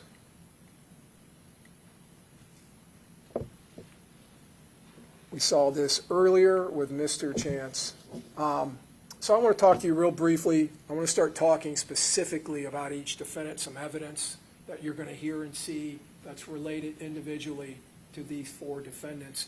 But first, you will see in the evidence there was a lot of what's called cell phone mapping, where the historical use of a cell phone is looked into and investigated. That is a cell tower. We see those everywhere in our communities. On the top of the cell tower are the antennas. This cell tower has 3 sides to it. Those vertical items are antennas that are pointing off of those 3 sides. Now, what this shows, this is just a demonstrative exhibit to show you that each cell tower, especially ones that are 3-sided like that, there will be 360-degree coverage all the way around the cell tower. But each of those sides covers a third of that 360 degrees. So each of them is covering 120 degrees. And that's what that is showing. And those are called sectors. Sectors. You saw earlier some mapping, shading that looked pie shape. That's why you will see that over the next several slides. So when you look at a slide like this is a mapping of one of the defendant's phones in the murder scene. You see the icon murder scene, that's right there south of the University of South Florida. So when you're looking at that, The apex of those lines, the corner, is where the cell tower is. And then that is the sector of that cell tower. Those antennas are covering that third of the 360 degrees. And that area out there is where the handset, the phone, is, because it's connecting to that side of the cell tower. Mr. Gathright. This is a photograph from one of the cameras on the Tesla that picked up Mr. Gathright and Mr. Murphy running around the front end of that Tesla.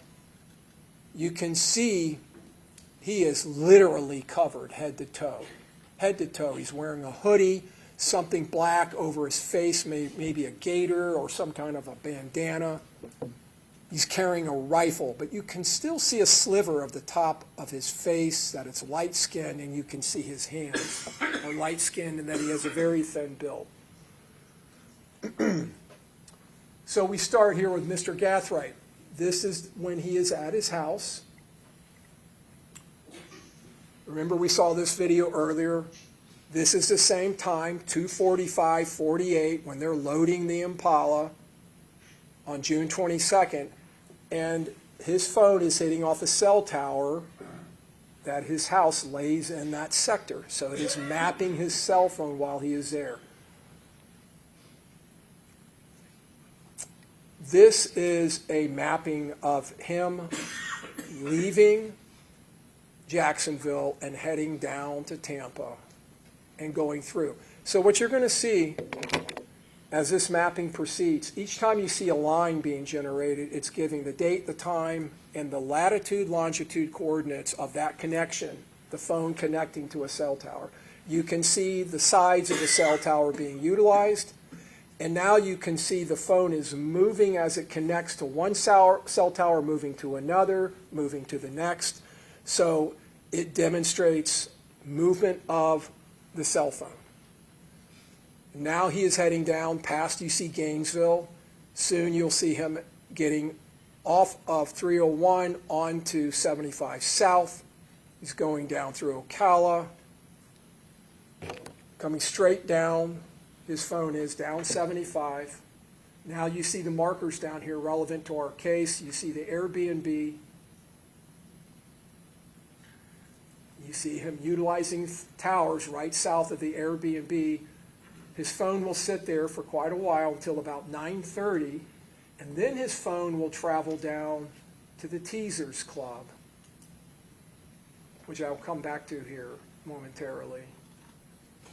And then back to Airbnb, where it stays for a little bit, into the latter part of the 22nd, going into the morning of the 23rd. And now he starts moving back to Teasers. This is around the time that Mr. Jones is showing up at the club. Mr. Gathright's phone is right there. And now he's moving again, and now he's over by Truth 18.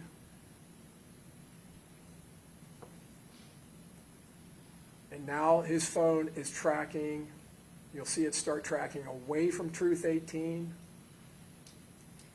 Back up McKinley to the murder scene, and then back to the Airbnb,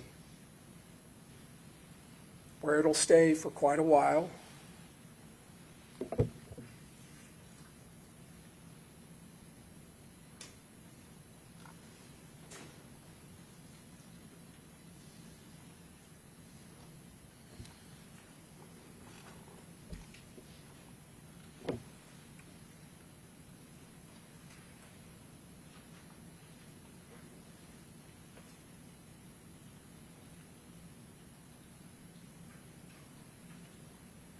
Now he tracks eastbound across I-4,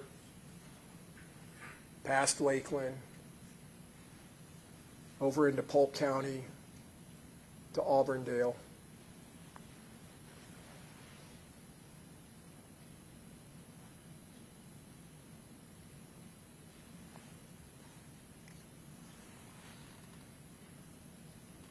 What you saw in there was at about 9:30, Mr. Gathright, after arriving around 7:30, 7:45 to the Airbnb. About 2 hours later, he travels down to Teasers at 9:30, many hours before Mr. Jones gets there.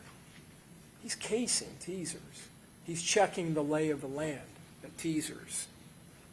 And you're going to hear in the evidence that he is searching for Mr. Jones, looking and monitoring.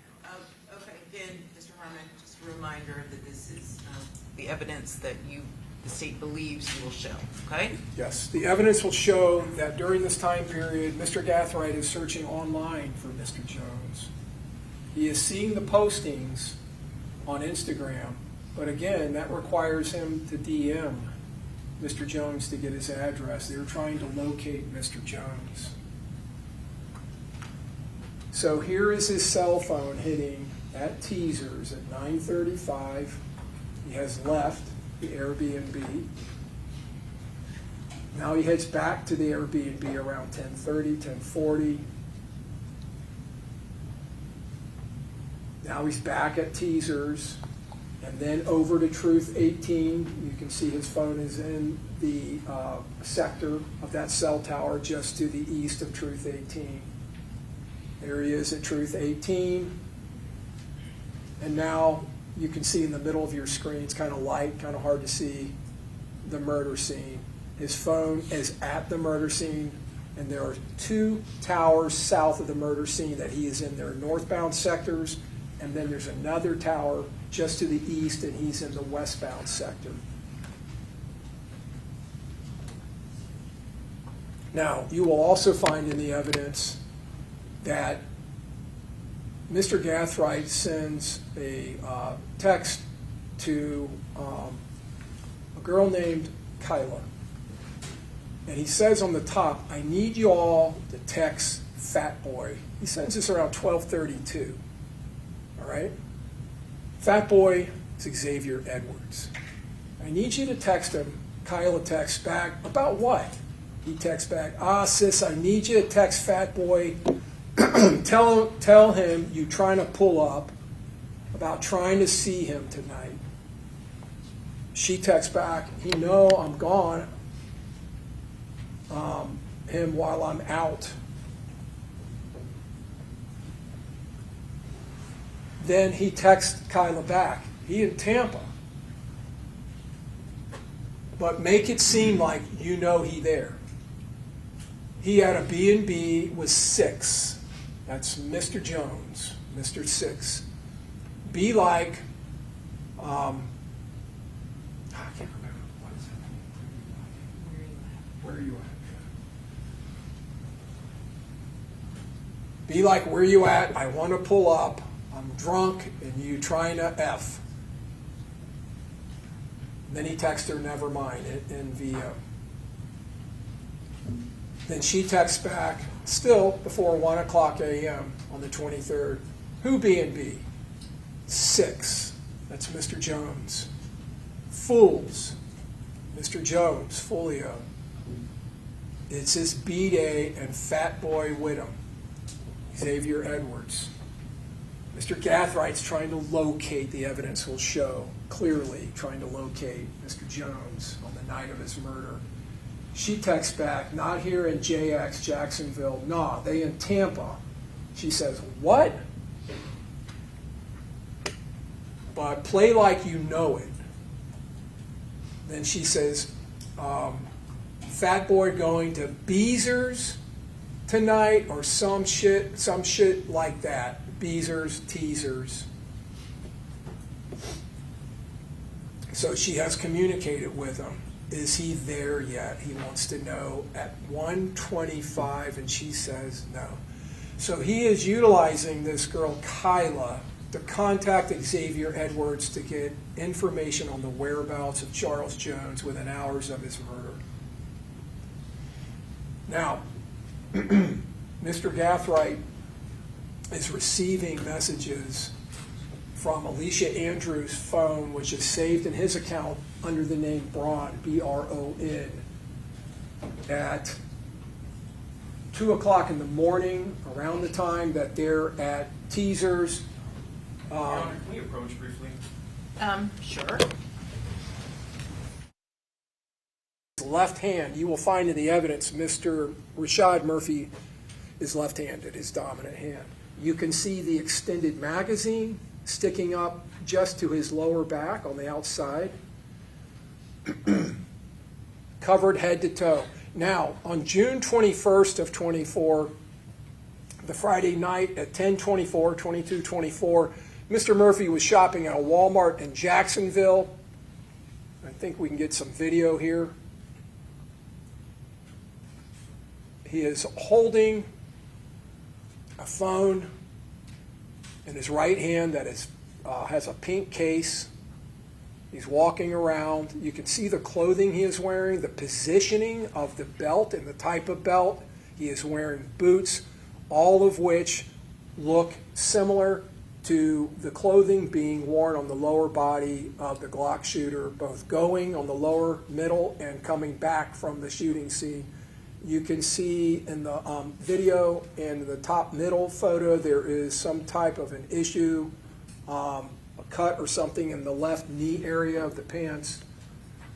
But anyways, that phone, when Mr. Murphy leaves Tampa in the Uber and goes back to Jacksonville, the same Uber with Mr. Chance and Miss Andrews, he doesn't stay in Jacksonville. That's not far enough away. He flees the state of Florida. He flees into the state of Georgia, up to Atlanta, and is stopped on the 26th by Gwinnett County PD, who pick up his vehicle, the same car that was being utilized by Mr. Chance as the tracking spotter car, the surveillance car, the Chevy Cruze, the car that belonged to his brother's baby mama. It is picked up on an LPR flock system that Gwinnett County contracts with them. Officers from Gwinnett County start searching the area, and they come upon a hotel where there is flock activity, LPR activity. They stay in that area in the early morning hours of the 26th, and they end up encountering Mr. Murphy returning to the hotel in that cruise just around daybreak. He pulls into a spot. A Gwinnett County PD cruiser pulls up behind him. You will hear from that officer. You will see his body-worn camera as he exits the car, taking into account why this car is a suspect car. He draws his firearm and points it at Mr. Murphy, who is exiting the car, ordering him to show him his hands, and instead Mr. Murphy turns and runs and flees around the corner of the hotel. The uniformed officer gives pursuit on foot. You will see the video. He tases, he's yelling at Mr. Murphy, "Stop, police." He tases him, which knocks him to the ground, and they're able to take him into custody. Back in the car being utilized in navigation mode is that same phone. It is a phone that this defendant shares with Charmaine Steiger, and it is a phone that he left in Jacksonville. Mr. Murphy, you will not see any cell phone evidence for the ghost because he left his phone in Jacksonville. You can see Mr. Murphy's head poking up between the palm trees just before the attack. On the left, you see Mr. Murphy in custody in Gwinnett County. He is accompanied by Charmaine Steiger, his girlfriend and the mother, I believe, of his children. They had booked into a hotel. He's wearing the same jeans that he's wearing in the driveway of the Gathright residence, Mr. Gathright's residence, when they came back in the Uber, but that's really not, I don't believe, going to be in dispute that that is him in the driveway. This is the close-up of the reservation being made with the Airbnb at Lagoon. Hello, Rashad. Thank you for your reservation. It goes through confirming your reservation at Lagoon Oasis, staying from June 22nd to the 24th. And you can see that reservation is being made. If you can see just at the bottom there, 3:58 a.m., early morning. He's asked to forward his driver's license. These are found inside of that phone that is collected in Gwinnett County. You'll hear from Gwinnett County officers that they conducted a search of this phone. And you can see there those images of the DL, his DL or ID card being sent on June 22nd, about 8 o'clock in the morning, or 4 in the morning. Let me see, yes, 4 in the morning, because that's 8 o'clock UTC, so that would be 4 a.m. Eastern Daylight Time. These images were located to the left in the phone, photographs taken of his leg and his feet showing footwear that appears to be the same type of footwear that the Glock shooter is wearing in the crime scene. On June 23rd of 2024 at around noon, Mr. Murphy posts this to his Instagram account under Ghost187. Prosper and Junior, G-Day today, which you will hear from gang detectives, G-Day is Get Back Day today. Prosper, he puts down 187 babies. Prosper and Junior were individuals who were shot several years prior. They were members of a predecessor gang that became 1200, and that is an homage to them. The state would prove to you in its evidence just after the murder of Mr. Jones.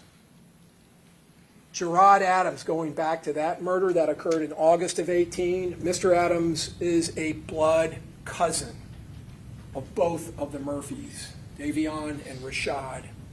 So this wasn't just about gang affiliations. The evidence will show. As far as Mr. Murphy, Rashad Murphy, July 30th of 2024, because he was released by Gwinnett County. He was not arrested for murder up in Gwinnett County. There was not a warrant active at that time. July 30th, he was arrested in Jacksonville by Jacksonville Sheriff's Office detectives. And he was interviewed by 2 gang detectives, and you will hear their testimony. And they ask him about this murder, and they ask him about being in Tampa.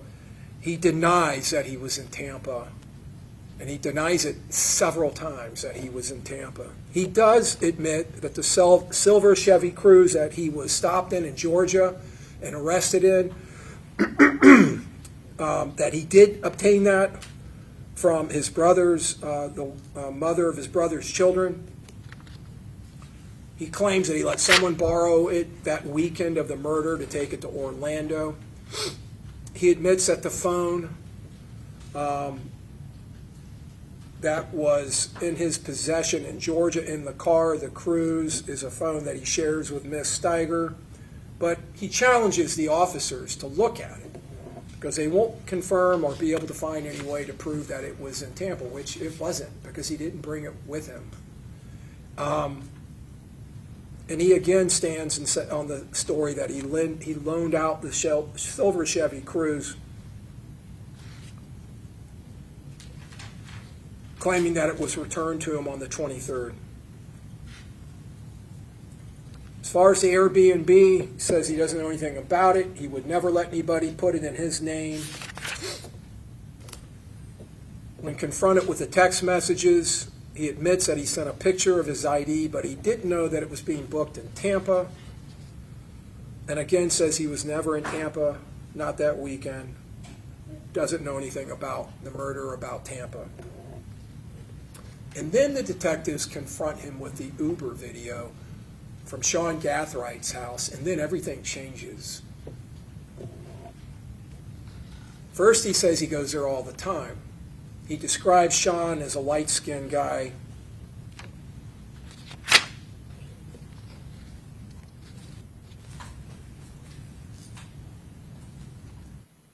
Then he admits that he put the Airbnb in his name, but keeps denying he went to Tampa.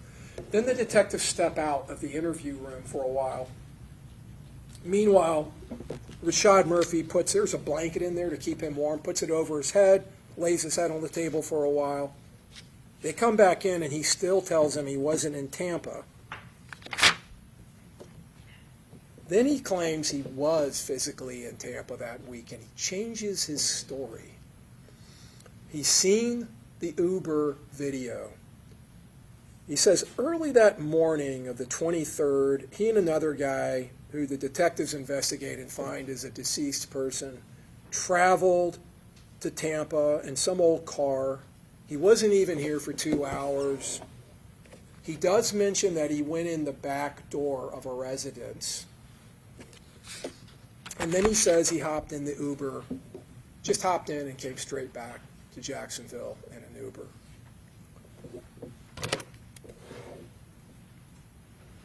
I want to talk to you real quick about principles and go through this a little bit with you. If a defendant helps another person or persons commit or attempt to commit a crime, the defendant is a principal and must be treated as if he had done all the things the other persons did if the state proves beyond a reasonable doubt that he intended that the crime occur and that he did some act or said something, anything, that was intended to and did either incite his co-defendants, cause them, or encourage them, or assist them, or advise them to actually commit or attempt to commit a crime. So a principal is a person who intends for the murder to happen and either incites, causes, encourages by some word they say or some act that they do that the other person or persons commit or attempt to commit the crime. For first-degree murder, the state must prove that the defendant intended the killing of the victim, in this case, Charles Jones. It's not necessary for a principal to know every detail of how a first-degree murder will be committed, as long as that person intended that it be committed and did some act or said something that was intended to help or did help the murder to occur. But almost most importantly, a principal does not have to be present when the crime is committed. They don't have to be present when the crime is committed. If the defendant is found to be a principal, he is legally responsible and accountable for everything that his co-defendants did.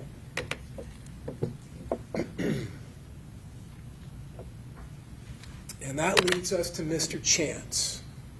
Mr. Chance, along with his girlfriend, were in the car that was tracking, following, and surveilling Mr. Jones, and again, providing real-time information as to his whereabouts and location, even with the type of coordination that as the victim is exiting Teasers, the Impala comes right there within a minute and pulls into the parking lot from a completely opposite direction. This is his mapping. It maps him going all the way down from Gathright's house, all the way down to the Airbnb, and it's the same kind of mapping sequence that we saw with Mr. Gathright, but instead of going to Auburndale and Orlando, it tracks him back in that Uber going back north.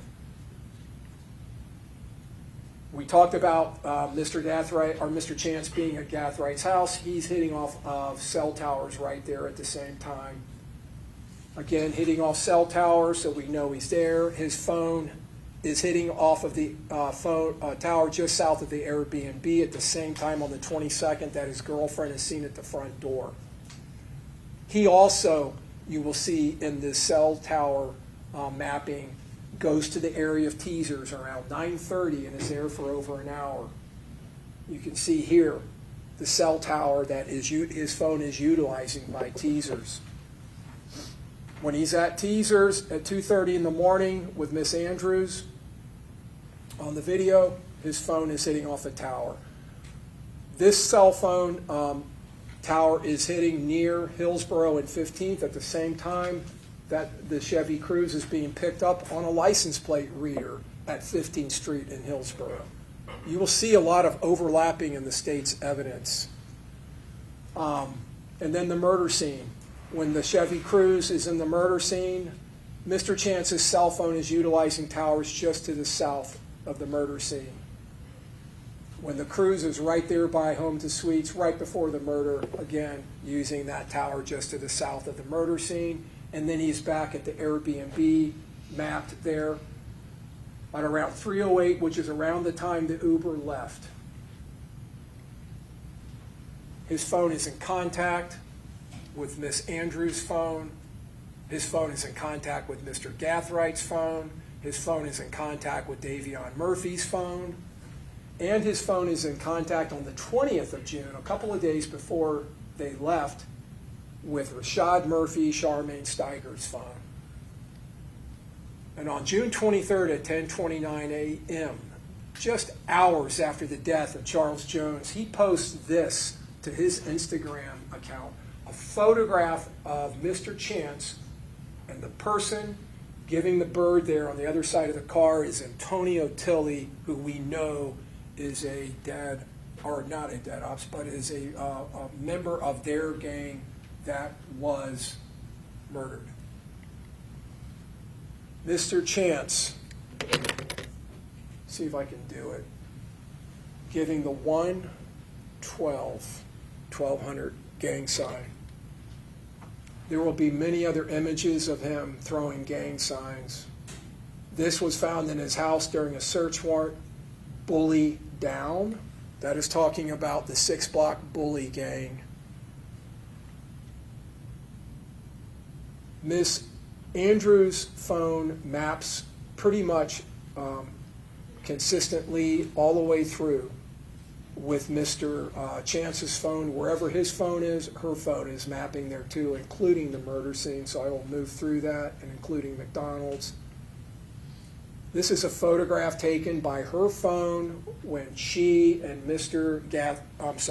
Chance were in the Truth 18 parking lot, and you can see in the background the second floor where the Truth 18 club is with the patrons outside. This is Miss Andrews' phone being mapped near Lodi off of 301, the city of Lodi, and there at the same time on an LPR is the Infiniti on the left SUV, the Uber that ends up at Mr. Gathright's house, and of course her cell phone is there. Davion Murphy, who the state believes the evidence will show is the shooter with the orange ski mask, who was up behind the other two shooters. We have mapping of his phone from Jacksonville there. His phone is hitting off a tower just to the side of the McDonald's at the time he is there in the Chevy Cruze. His phone is hitting off of a tower just to the south of the Airbnb at 2:59, several hours after the murder as they were getting ready to leave. And then his phone is hitting off of a tower near Lake Butler, Florida, just northeast of Gainesville, at the same time that it is being picked up on an LPR right there at Main Street in Lake Butler, Florida. His phone is in contact with Isaiah Chance. Mr. Murphy is the biggest, heaviest one of these defendants, just like the shooter who takes the rearward position in this attack. That's Mr. Murphy when he was arrested. You will see tattoos. You see many on his neck and chest. He has a 1200 tattoo on the back of his neck.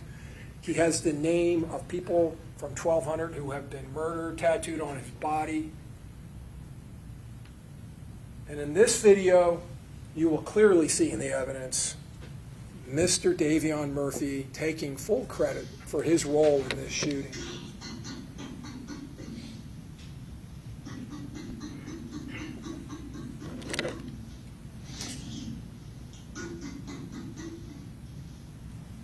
That is just after his arrest, when he is left alone in an interview room. Just to show, because it was a video, I wanted you to see a couple of still shots of Mr. Davion Murphy in action. You can see the muzzle flash, you can see the orange or reddish ski mask, and you can see his position, shooting directly at the charger, shooting again at the charger, and a last time. And there's Mr. Gathright on the bottom, following Mr. Edwards and the Charger and Mr. Jones. And then Mr. Murphy returning, being caught on the Tesla video. Now, this is a X application chat room, for lack of a better term. you see several icons on that black screen. Those are all people that are in this chat room. The victim is present under the name ESPN 98. That is Julio Foolio, Charles Jones. That would be in the upper right of those icons. And just so you all understand what you're going to hear is that all of these people in this chat room can talk at the same time. You're going to hear a lot of overlapping. You're going to hear a lot of young ladies talking. But you will clearly hear Charles Jones talking, and you will clearly hear Gutta Man, you can see his name on there, Mr. Chance, talking. They are arguing, and you will clearly hear Mr. Chance say, "Hey, Foolio, your foot okay, cuz? Your foot okay?" This was after, this is June 6th. This is June 6th of 2024, 9 months after Mr. Charles Jones was shot in his lower leg in Jacksonville. A shooting where there were shell casings scientifically linked to defendant Gathright, Mr. Chance's friend. And you will hear Mr. Jones reply to him if you listen. Hey, God,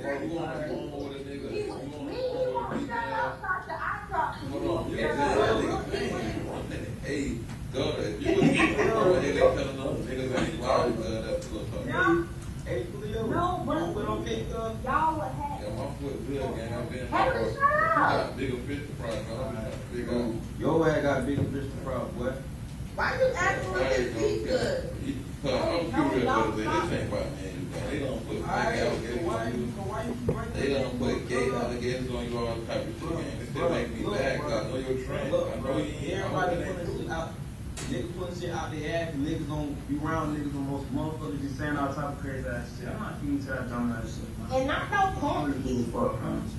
Like, I ain't mad about that shit, cause like the shit ain't true. So why the fuck like get mad about that shit? It's just like the little creep shit and like the other shit. Like, damn, better man creep now? That shit crazy. Alright, cool. You talking about people? Oh, them niggas y'all talking in circles. Y'all talking in circles. So you how you talking to that? You said what? What? Julio, why do you think when people fall out, people should be lonely and shit, bro?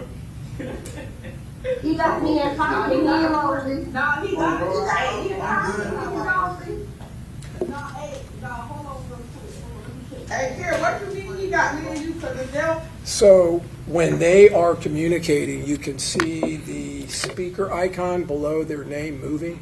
So anyways, you may have to listen to it a couple of times in the evidence, but you can clearly hear Gutta Man, defendant Chance, say, "Hey, Foolio," I think he says, "Hey, Foolio, your foot okay, cuz?" And he says, "Yeah, my foot okay. I got bigger fish to fry." And then they start going back and forth.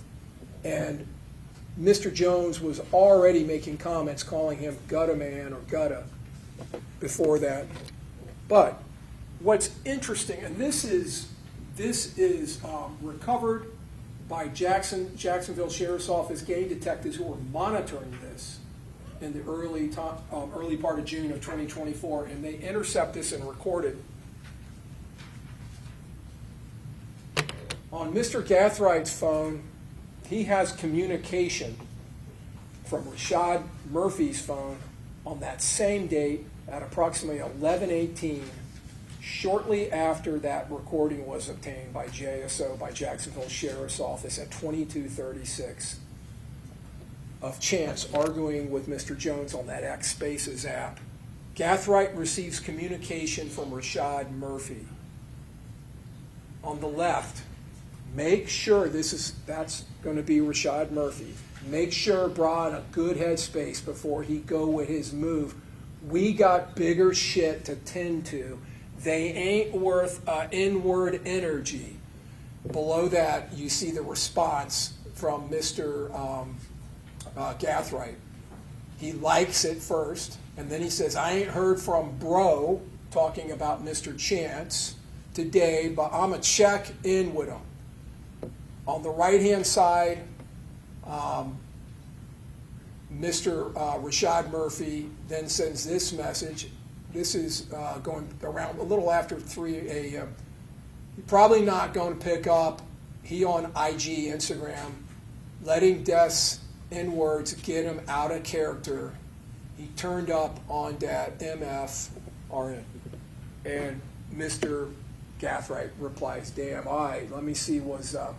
So we got bigger shit to tend to.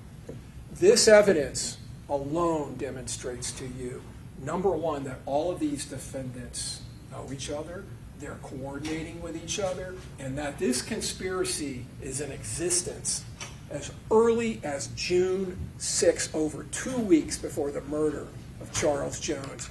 Rashad Murphy in this evidence is trying to stop his co-defendant Chance, his co-conspirator, from letting the cat out of the bag.